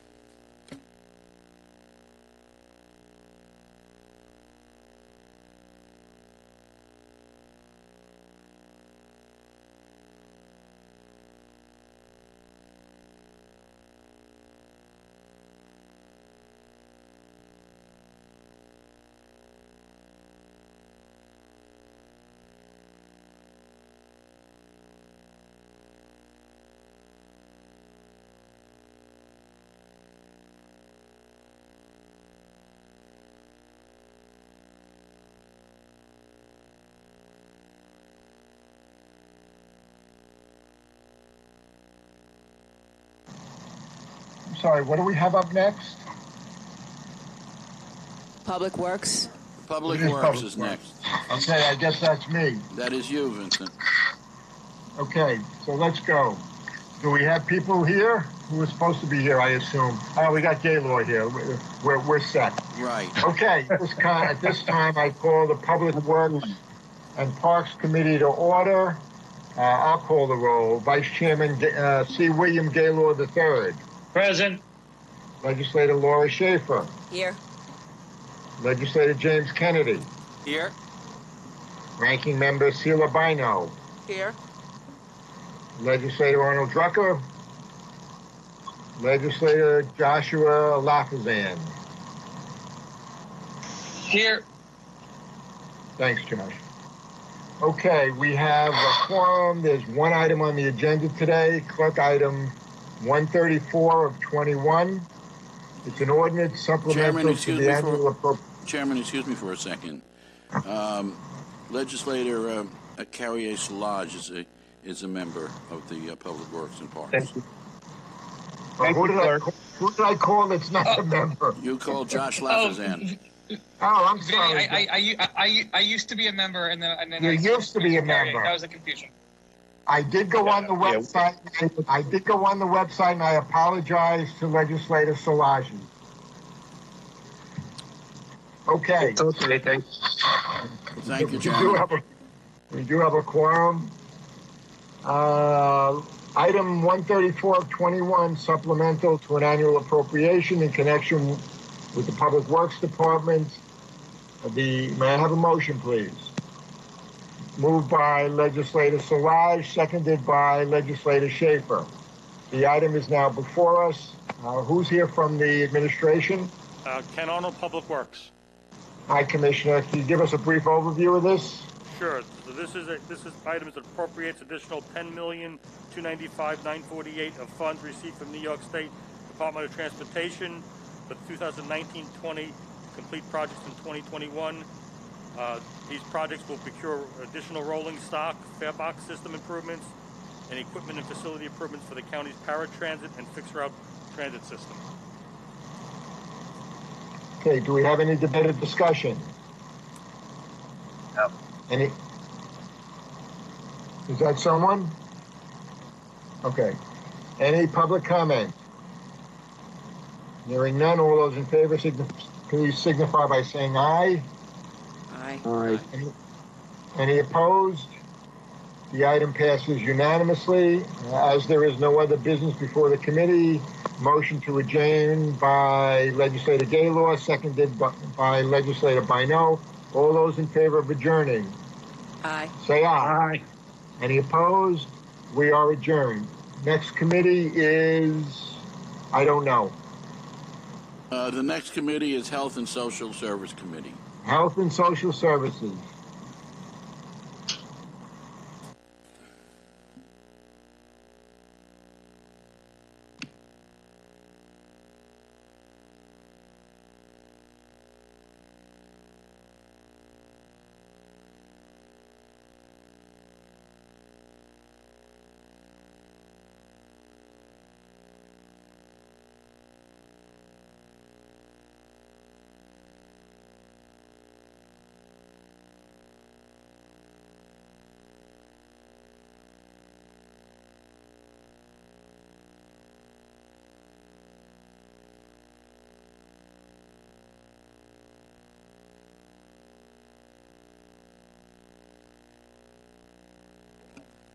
Call the Health and Social Services Committee to order and ask the clerk to please take the roll.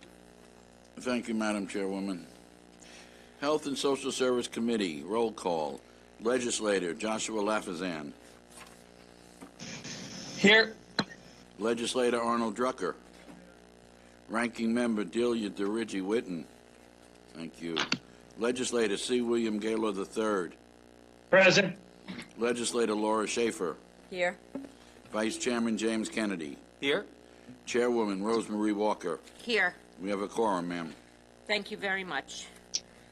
Okay, including the addendum, there are two items on the agenda today, which are clerk items 9321, which is on the regular agenda, and clerk item 14721, which is on the addendum. So I'm going to ask first for a motion to suspend the rules by Legislator Schaefer, seconded by Legislator Kennedy. All those in favor of suspending the rules, please say aye. Any opposed? Okay, rules are suspended. So let's start with clerk item 9321, which is a local law to amend the county administrative code in relation to prohibiting the sale of electronic aerosol delivery systems or components or parts within 1,000 linear feet of a school, public park, or playground. May I have a motion, please, by Legislator Kennedy, seconded by Legislator Drucker. So this item is before us. And just a little bit about this item. The Nassau County Legislature has worked tirelessly to keep electronic aerosol delivery systems such as e-cigarettes and Juuls out of the hands of minors under the age of 20. Unanimously, this body has approved legislation that prohibited their sale to individuals under age 21, limiting their advertising and display, the ban of sales of e-cigarettes and liquid nicotine products, which are marked towards minors. This proposed local law prohibits businesses from selling electronic aerosol delivery systems or components or parts if in any of a building that is less than 1,000 linear feet from a property improved with a school, public park, or playground. If a business falls into this category, it has until October 1st, 2021 to cease and desist operating in this manner. The penalty for first violations range between $300 and $1,000 and between $500 to $15,000 for a second violation. If enacted, this legislation will further ensure that e-cigarettes, Juuls, and other electronic aerosol delivery systems will stay out of the hands of Nassau County's young people. Do any of the other legislators have anything to add? Legislator Kennedy? Thank you, Legislator Walker. Just like to say, as has been said earlier, Dr. Reynolds had mentioned, the key is our children. We have to do everything we can in our power, and this is an additional step we're taking here today, and I anticipate that we'll have everybody on board with this. It's an additional step to make sure that our children are safe. Just one more thing that we can do that, as Legislator Walker said, we've done many things over the past couple of years, and it will be one more thing, and just to make sure that our children are safe and everybody's aware of what it is that what is out there, and make it a little bit better for our kids. Thank you. Any other legislators have anything to add? Legislator DeRidge Whitten? Thank you, Legislator Walker. I support this. I'm just thinking, do we know how many stores that fall into this category of being so close to schools? And I'm just wondering, what's going to happen if they have to close or move with the expense, which again, I totally understand not having them near a school, but does it in any way, are we prohibited from restricting this type of business after it's already been in place for a while and the zoning allows for it? Yeah. I don't know how many it affects. I mean, 1,000 feet, 1,000 linear feet. I'm trying to. Yeah, I know. I was trying to do that too. Yeah. I'm not so good at that, but it's probably. I mean, I'm thinking of the length of a 25-yard pool, which would be, It's like three football fields. Three, yeah, I was just going to say. I mean, I definitely support it, but I'm just hoping that we're not going to be held responsible financially if a business does fall into that category and has the proper permits and has the zoning, for us to come in now and ban it. I'm not sure what the answer is. If it's, but I guess we're protected under this law now that we can put that type of regulation in.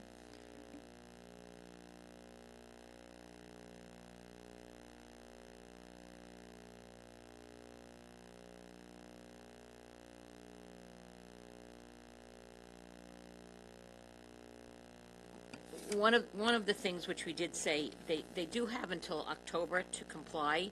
I would hope that if it involves some of these stores, that they might think of something else, maybe that they can, do in their stores, or, and I would hope. I mean, I hate to see us destroy businesses in the process, but hopefully it won't affect many. I'm trying to think where, in the communities I represent, where a lot of these vape shops and things are. Most of them that I can think of off the top of my head are not located close to a school or a park, but I couldn't swear how many there are or how close that footage is. So I think that in Glen Cove there might be one near the park, and it's not directly in the, it's not in the park, but if you leave the parking lot, it's the next, I think it's within that. It could be. So, I mean, again, whatever we can do to prevent kids from smoking anything, I think is important, and believe me, I have kids and I support that, but I'm just thinking to myself, I don't know if the county attorney has any kind of opinion as to whether or not, if a store is already established and has the zoning and the permits, can we later come in and prohibit what they're selling? What they're selling. I guess those are things. We did also ban the sale of flavored vapes, if you remember, not too long ago. I remember the flavored vapes, but but they can exist without the flavor vapes, like they could just adjust their inventory, but again, it's not the item itself, it's just whether or not we have the right to restrict something after a business has been in existence for so long. I know of one in Glen Cove that isn't going to be happy, but do we know if the county attorney weighed in on this at all, or?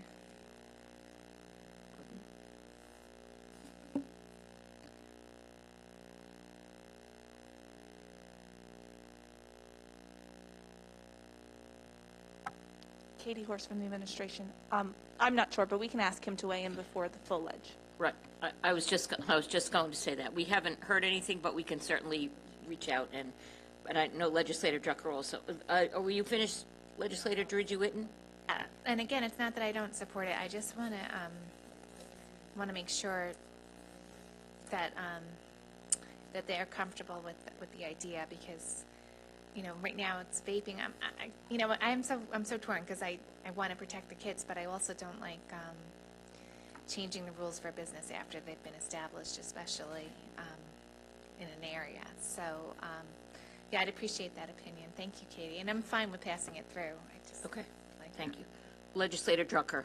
Thank you, Madam Chairwoman. I would just like to weigh in what Legislator Schaefer said. We passed legislation prohibiting the sale of fruit-flavored vapes, and that affected a lot of businesses, and I certainly, since I sponsored that legislation, received a lot of pushback from local businesses. But the governing municipality has the authority to pass laws that affect public health. And this is public health, and this is, I have no reason, of course I defer to the county attorney, but I can't imagine why we would be prohibited from passing legislation that really affects the health of our children and adults. I agree. Sometimes I think, I've had these conversations with the business owners, like why are you going to allow a liquor store anywhere near these parts, So I just want to make sure that we're doing it. We have the blessings from the county attorney. And I have to agree with you, Legislator Drucker. And I do believe we're all on the same page, because I know we want to do what's best for our children and the health and safety of them. Any other legislators have any comments? Any public comment? Okay, seeing none or hearing none. On this, is all in favor signify by saying aye. Any opposed? So this will move on to the Rules Committee, I believe. Yes. All right, we did have one other, which was on our addendum, which is an ordinance. It's item number 147-21, an ordinance supplemental to the annual appropriation ordinance in connection with the Department of Human Services. And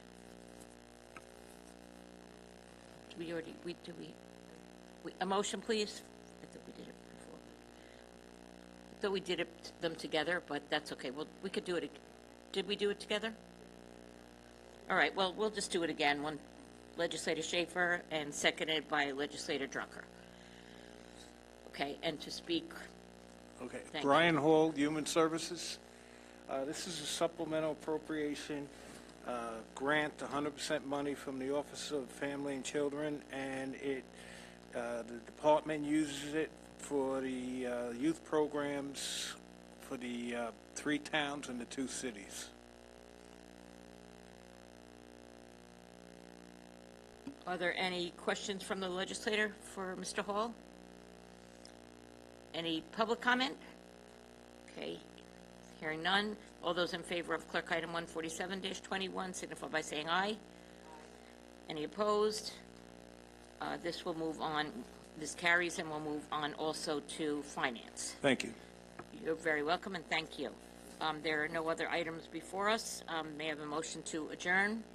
By Legislator Schaefer, seconded by Legislator Drucker. All in favor of adjourning, signify by saying aye. Aye. Any opposed? Was there a question?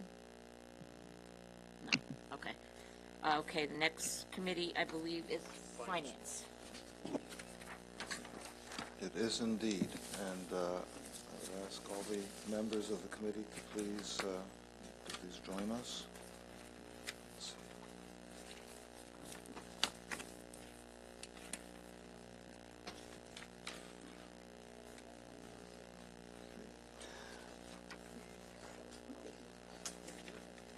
Tom is here. And, okay, here we go.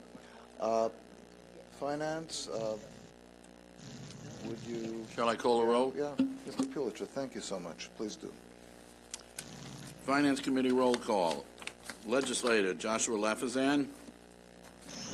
Here. Legislator Arnold Drucker. Ranking Member Ellen Birnbaum. Here. Thank you. Legislator Rosemarie Walker. Here. Legislator Thomas McKevitt. Vice Chairman Vincent Muscarella. Here. Chairman Howard Copel. Here. We have a quorum, sir. Thank you, sir.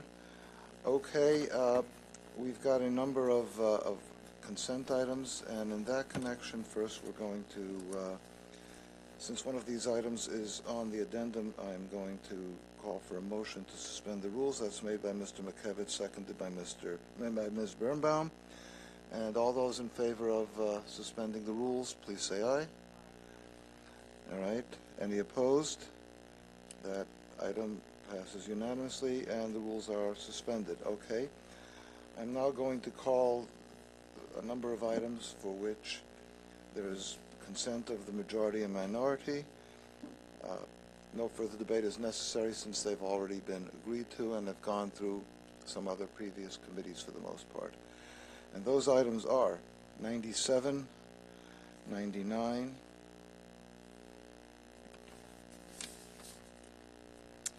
113, 114, 115, 116,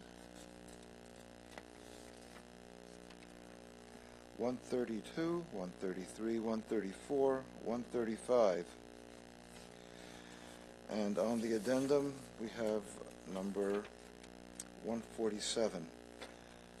And Mr. Muscarella moves those items, and that's seconded by Mr. Drucker. All those in favor of moving those items, please indicate by saying aye. Any opposed? Those items pass unanimously. Thank you. Okay, now we have item number 98, which is a resolution transfer of appropriations. And that item is moved by Mr. McKevitt and seconded by Mr. Drucker. Do we have anybody on number 98 for the administration? Okay.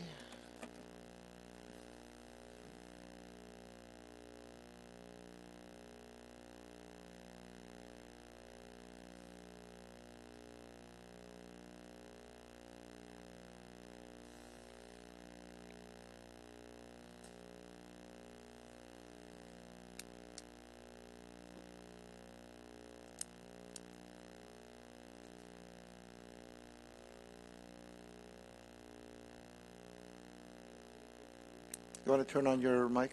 Sorry. Jed Painter for the Office of the District Attorney.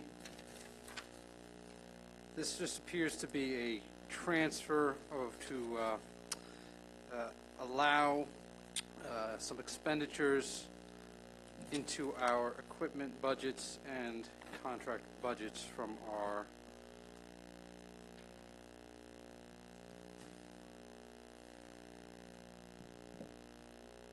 Any questions? How much? 51,000. Okay, any questions? Hearing none, all those in favor? Wait, I'm sorry. Howard, Sure, Ms. Walker. so where is it coming from and for being transferred from Equipment to contracts, I think. equipment to, It's grant money. Yes, sorry. okay. I'm sorry, this is grant money? This is grant money. And it's transferred from equipment? It's a budget transfer for the OVS grant. It allows us to fully utilize the grant funding for the grant year that ended on 9/30/20. And the terms of the grant allow the transfer? Yes. Okay. Any other questions? Hearing none, all those in favor, please indicate by saying aye. Aye. Any opposed? That item passes unanimously. Thank you. Thank you. Apologies for the delay. Another transfer is 109, and that item is moved by Ms. Walker, seconded by Ms. Birnbaum.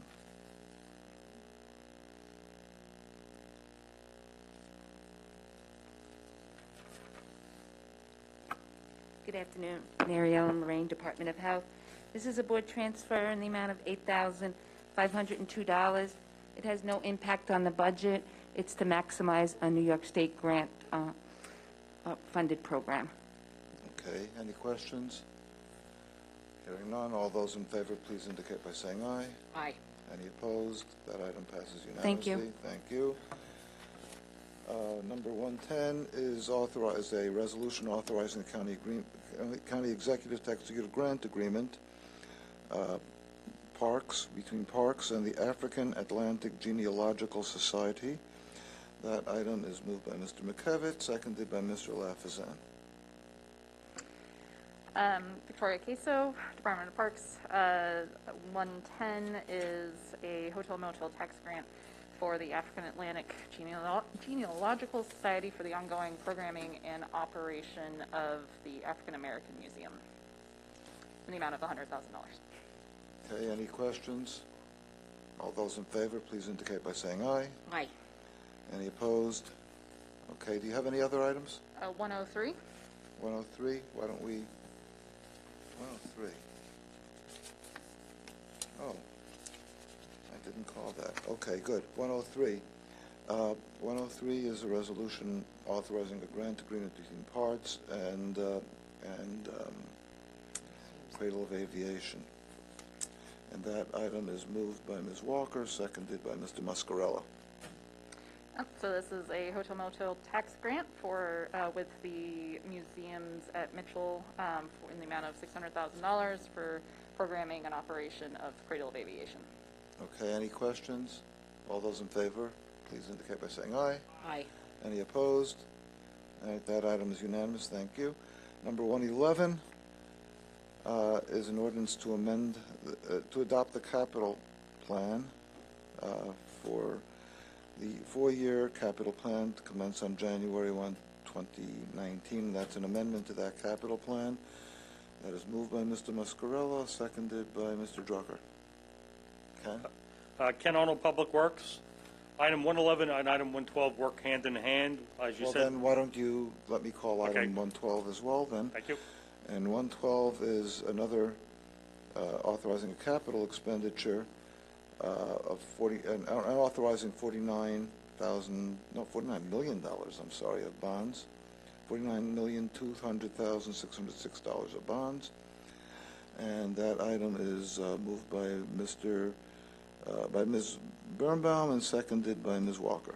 Yes, go on for both of those, please. Thank you, Legislator. So item 111 is the capital budget amendment for 2019 for various projects that are associated with the GOSA work that I previously was in front of this body talking about contracts earlier today, and also recently bid contracts. So we have adequate bond ordinance, which is item 112, to award these so we can start these projects this summer and into the fall. The GOSA projects, I listed there were 6 of them, but in addition, the department has bid Centennial Park, the Belmore Avenue Streetscape Rehabilitation Project. We have road resurfacing that we're bidding. We have, where's the other one? The Manor-Haven project. So to have the ordinance to award those contracts, we need this action today. In addition, the ambulance fleet, we're doing some retrofits of ambulance. We need additional capital funding. And we're also looking to add funding for our various county facilities, fire alarm and security systems. We have some issues in some buildings that need immediate attention for some pest violations. Got it. All right, any questions? Okay, all those in favor of 111 and 112, please indicate by saying aye. Aye. Any opposed? Those items are unanimous. Ken, do you have any more with us on this agenda? No. Okay. Item 117 is a transfer of appropriations, and that is moved by Ms. Walker and seconded by Mr. Muscarella.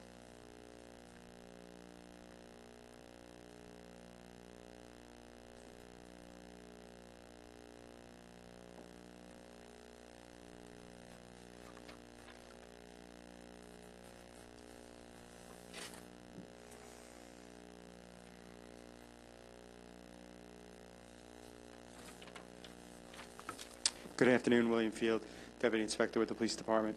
Item 117-21 is a board transfer, transferring $925 from the AA to AB lines, salary and wages to fringe. How much was it? $925. Okay. This is part of the State Law Enforcement Terrorism Prevention Grant. This transfer is needed due to an increase in fringe funding from what was originally budgeted in 2017. Okay, and have you any more on the agenda? Yes. Which one is that? 118. Okay, 118 is another board transfer, and that is moved by Ms. Birnbaum and seconded by Mr. Muscarella. Yeah, go on, please. Item 118-21 is a board transfer. This item is going to move $479,959.64 from the DE lines to our equipment lines. The item is for the Interoperable Communications Grant, and it's going to be needed for purchasing subscriber equipment. It's portable and handheld radios. Is this 400? $479,959,054. And in terms of the grant, allow this transfer? Yes, sir. Okay. Any questions on either 117 or 118? Hearing none, all those in favor, please saying aye. Anybody, any opposed? Those items are unanimous. Thank you. Okay. 113 is another transfer of appropriations. I'm sorry, did I say 113? 131. Thank you. Good afternoon, Andy Persick, Office of Management and Budget. This is a quarterly transfer to amend the 2021 operating budget. It has a variety of things on there, from transfers from the Board of Elections to the District Attorney and the County Clerk, moving funds around in the Police Department for changes of operations for the ambulance fleet, also funding the mental health part of the component of police reform, in addition to some other small transfers as needed.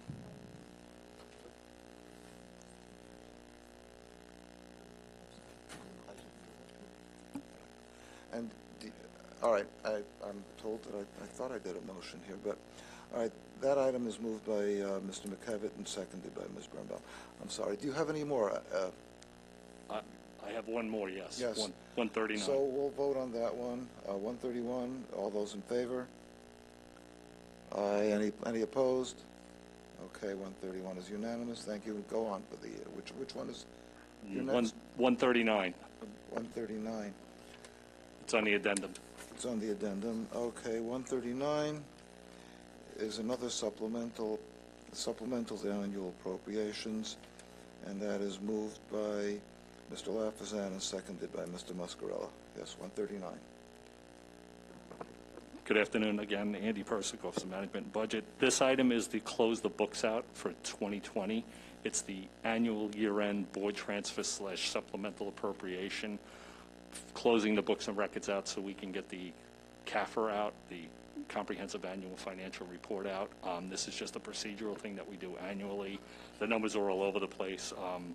It's just a procedural item that happens. So all right. I'm here to answer any questions if you need me. Any questions? All right, all those in favor of 139, please say aye. Any opposed? Thank you. 139 is unanimous. Thank you. All right. We might as well finish off these budget appropriations. 145 is a transfer of appropriations, and that motion is made by Mr. McKevitt, seconded by Mr. Drucker. I thought I asked you before if you had any others. Yes, my apologies, sir. No problem. They were on the addendum. I missed it. Item William Field, Deputy Inspector with the Police Department. Item 145-21. This is a board transfer from the Police Department's asset forfeiture unit. We're trying to move funds from our salary to our general expense line to assist in covering programs that are allowable under the forfeiture program. Thank you. Any questions? All those in favor, please say aye. Any opposed? 145 is unanimous. 146 yours? Yes, sir. Go for it. Oh, wait. That motion on 146 is made by Mr. McKevitt, seconded by Ms. Birnbaum. Sorry. Go on. 146-21. This is a board transfer in the amount of $50,000 from the police department's asset forfeiture under the state monies. It's the 13A fund.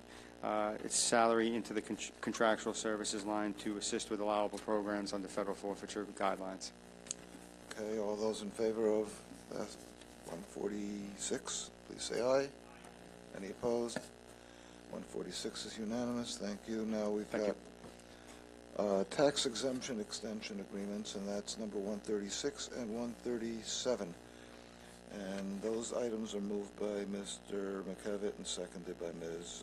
Walker.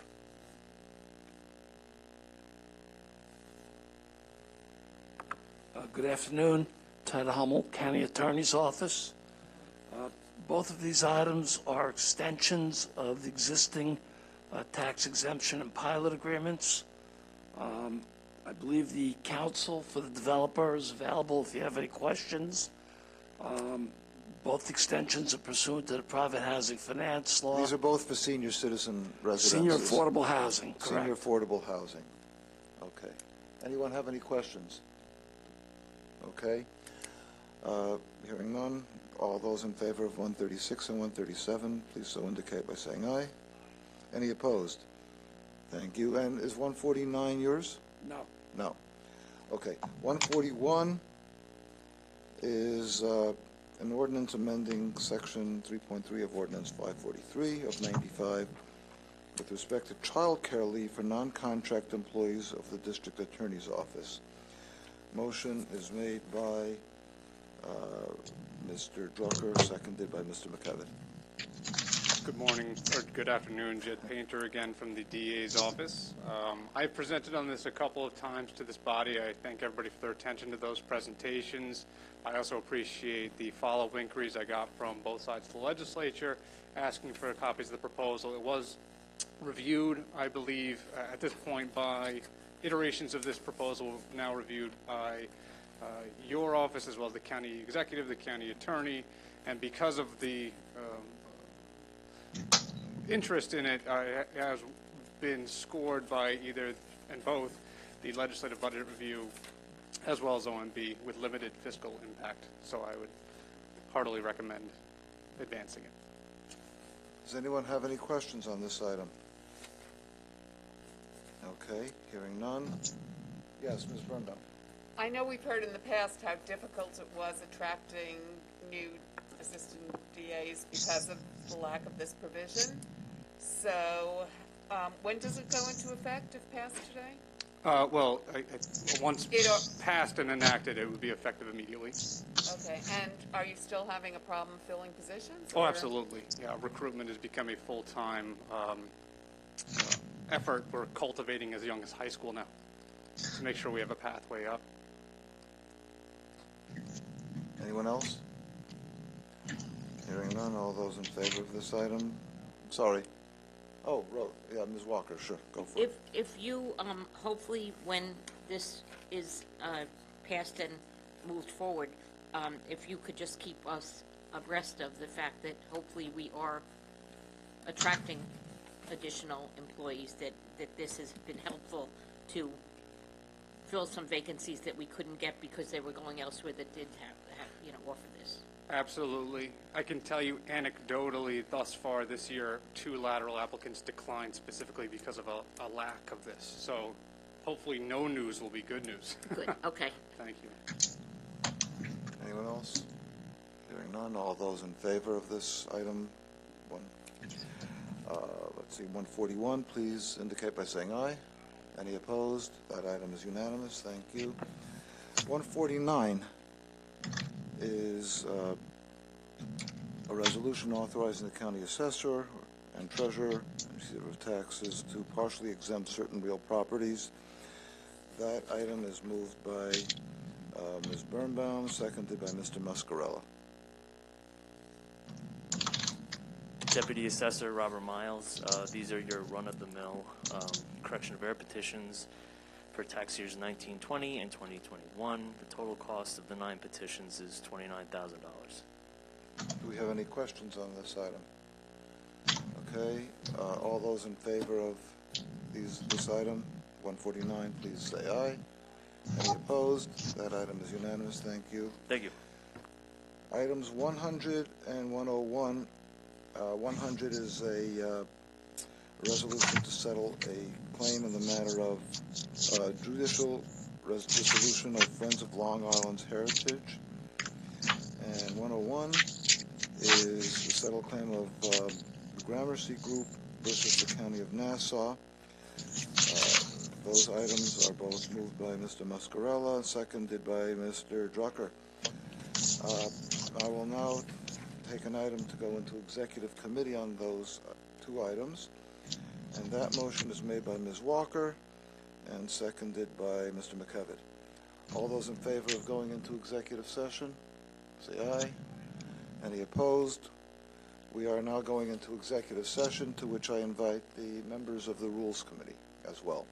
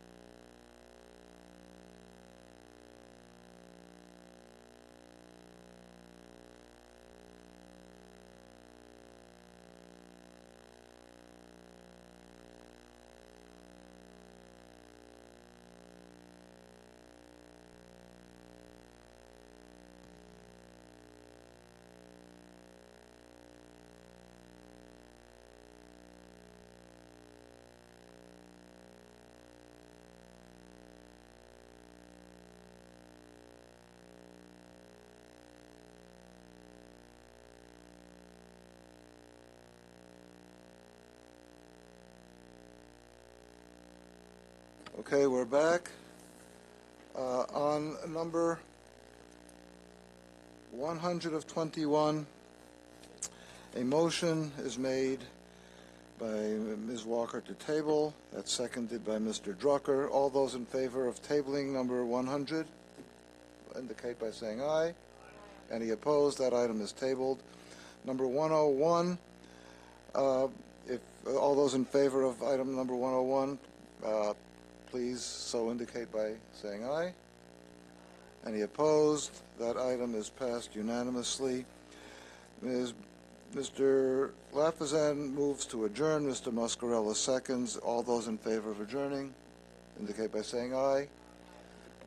Any opposed? Okay, we're done, and rules is back.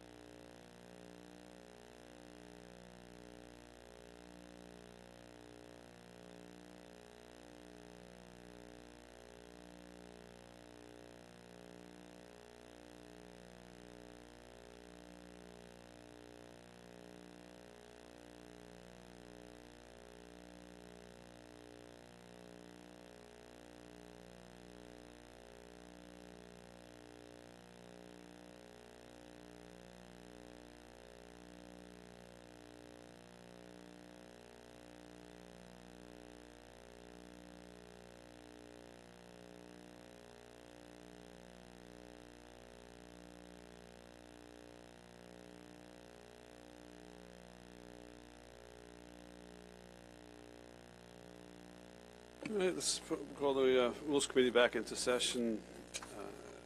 First item of business is those two contracts that we had tabled earlier. Apparently, we have received the corrected backup. And those are contracts are A18, A19 of 2021. Motion to untable by Legislator Schaefer, seconded by Legislator Rhodes. All in favor of untabling signify by saying aye. Aye. Those opposed? Carries unanimously. It's untabled. And do we have someone from the administration here on the contracts?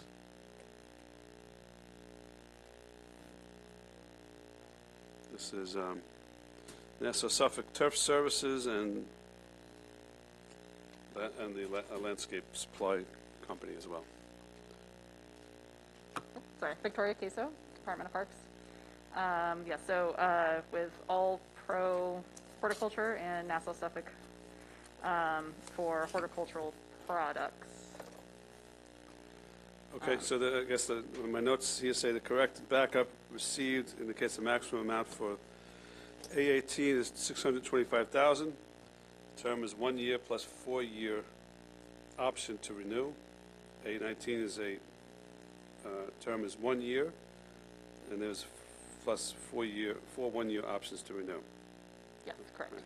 Do we still have any questions on these two? No, but if it's okay, maybe not only for the parks, but whenever we have a purchase order that is for 5 years or extended more than what's stated, I think it should really be more clear for us, how many years, again, and what the total amount allotted would be.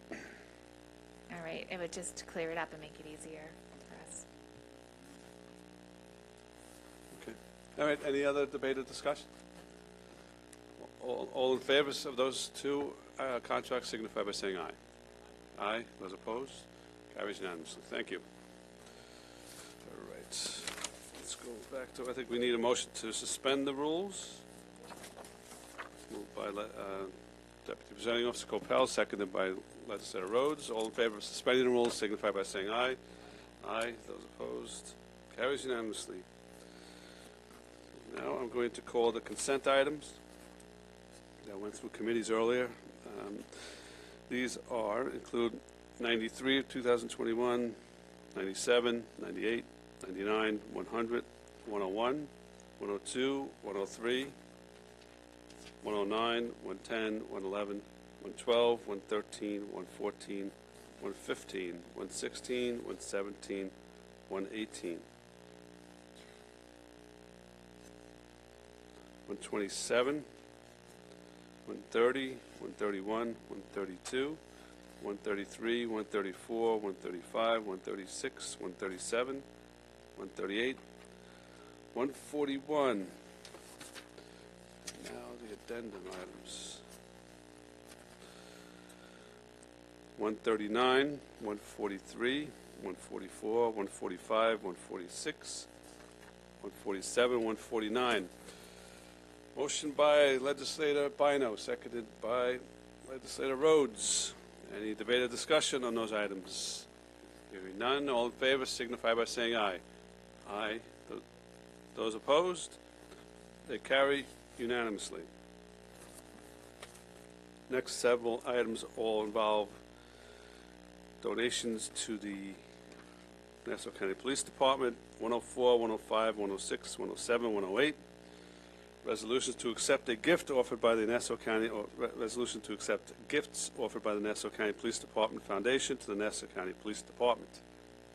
Moved by Legislator Rhodes, seconded by Legislator DeReggie-Witt. Good afternoon, William Field, Deputy Inspector with the Police Department.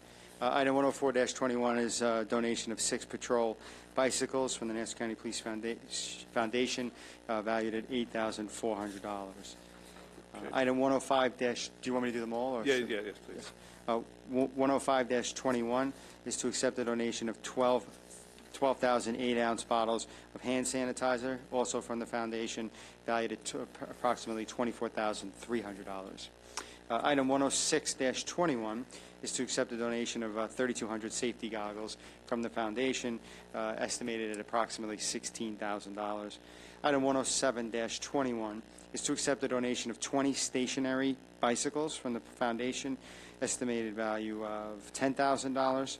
And item 108-21 is to accept the donation of snow removal equipment as well as some cleaning products from the foundation. It's valued at approximately $2,732.47.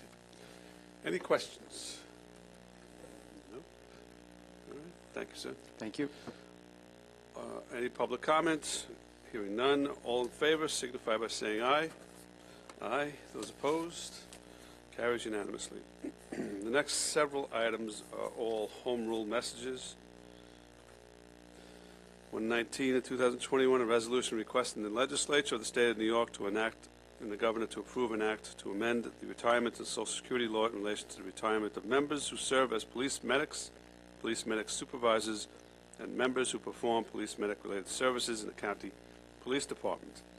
120, a resolution authorizing the legislature of the state of New York to enact and the governor to approve an act to amend the retirement and Social Security law in relation to providing performance of duty disability, retirement benefits for the employee titles police medic supervisor, police medic coordinator, bureau director emergency ambulance, and deputy bureau director emergency ambulance in the employ of Nassau County. 121, a resolution requesting the legislature of the state of New York to enact and the governor to approve an act to amend the retirement and Social Security law in relation to establishing a death benefit for deputy sheriffs employed by the county. 122 is a resolution requesting the legislature of the state of New York to enact and the governor to approve an act to amend the retirement and Social Security law in relation to providing accidental disability retirement benefits for chief fire marshals, assistant chief fire marshals, division supervising fire marshals, and fire marshal trainees in Nassau County. 123 is a resolution requesting the legislature of the state of New York to enact and the governor to approve an act to amend the retirement and Social Security law in relation to providing a heart disease presumption for certain fire marshals in Nassau County. Moved by legislator Schaefer, seconded by legislator Bino. I don't think there's a need to go over the details of these. I think the actual resolutions told you exactly what they're all about. So, any debate or discussion? Any public comment? All in favor signify by saying aye. Aye. Those opposed? Carries unanimously. 124, 125, 126. 124 is a resolution confirming the county executive's appointment of Rizwan Qureshi to the Nassau County Board of Health pursuant to sections 203 and 902 of the Nassau County Charter. 125 and 26, resolutions confirming the Nassau County's appointment of John Fabian and Michael McDermott to the Nassau County Vocational Education and Extension Board, VEB. Moved by legislator Rhodes, seconded by legislator Bino. Any debate or discussion on these appointments? Hearing none. All in favor signify by saying aye. Aye. Opposed? Carries unanimously. Now we have two items on the agenda, the addendum. 128 is a resolution authorizing the county executive to execute an intermunicipal agreement with the Village of Seacliff in relation to a project to restore 2 ball fields at Clifton Park for the village. That is moved by legislator DeRigi Witten, seconded by legislator Schaefer. Any debate or discussion? Any public comment? All in favor signify by... Thank you for doing that. Oh, yes. All, I understand this one's been in the works for quite some time. The gentleman who came to us, I think his son is no longer playing baseball, so it was a few years. Any debate or discussion? Any public comment? All in favor signify by saying aye. Aye. Those opposed? Carries unanimously. 142 is a resolution to require the county to comply with the terms of the settlement agreement between Eric Berliner and others and the Nassau County and County Department of Assessment. Moved by legislator Schaefer, seconded by Deputy Presiding Officer Coppell. Does anyone want me to describe this? This basically, I'll do this really briefly. This is, the settlement requires the county to do a number of things, and the settlement was apparently reached in October of 2020. The county must remove the calculation ladders or ladder reports from its website and include plain English narratives and hyperlinks thereon. The county must publicize 180 factors used by the computer modeling system and must explain how it determined neighborhoods, market areas, neighborhood factors, and publish a map of market areas. That's basically a synopsis. I mean, there's more details to this, but it's essentially we're just moving by resolution to have the county actually comply with the settlement that reached 6 months ago. Legislator DeRigi Witten. Just from what I'm understanding, we are now in compliance, which, you know, I sort of have to agree that I wish it was a little bit sooner than it was, but given that, I almost think, you know, that this is not necessary maybe at this point, but possibly I asked my counsel to look into the possibility of us creating legislation that would ensure that this information is not only done now, but for the future, every time there's any type of reassessment. So, although I don't think we really need this piece of legislation, because I think it is complied with, I hope it is, I would be interested in maybe doing a bipartisan piece of legislation that stated that all this information has to always be available for any future role. I think we could certainly consider that legislation, but Legislator Rhodes? We haven't had the opportunity yet to confirm that what the county executive and the Department of Assessment put up on the website is actually in compliance with the Berliner Agreement.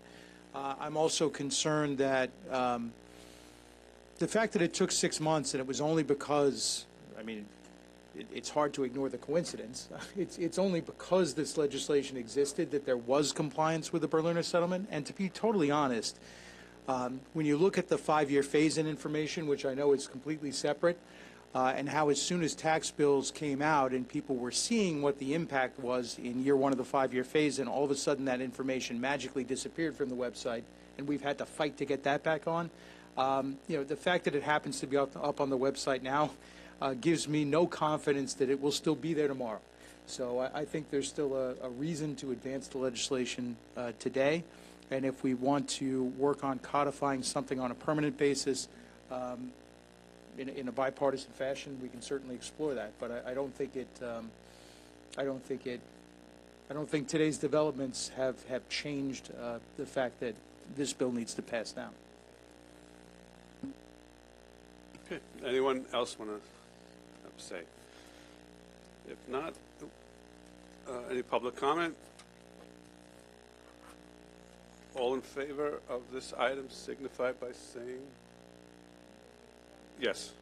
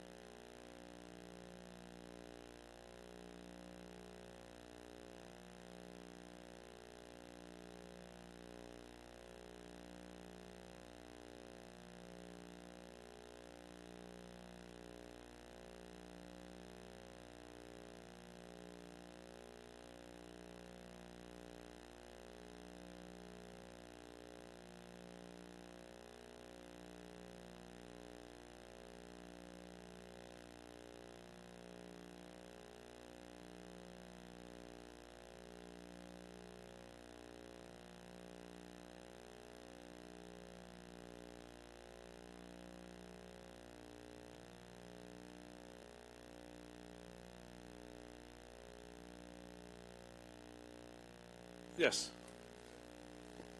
Our caucus is going to abstain on this with the hope that what we've been told is that the court order has been complied with, and all the information is up to date. There's also we've been advised by counsel that there's a question as to whether or not the legislature has any right to interfere with another branch of government complying with a court order. So for those two reasons, we're going to abstain, but I feel very strongly about assessment, as I think everyone knows. I've had some, anyway. So I really am serious about the fact that I want to make sure the information is up there and correct, and I would like to look into the idea of this being the standard going forward, that all of this information, all the algorithms, everything is transparent and accessible to the average person, not necessarily having to hire an attorney or anything else. So again, we're going to abstain, but we are looking to make sure that everything was updated correctly. Okay, all righty. Let's go to the vote then. All in favor signify by saying aye. Aye. Aye. All opposed, abstaining? Okay, so it passes by a vote of 4 in favor and 3 abstentions. Motion to adjourn by Legislator Rhodes, seconded by Legislator Schaefer. All in favor of adjourning signify by saying aye. Aye. Those opposed, we're adjourned.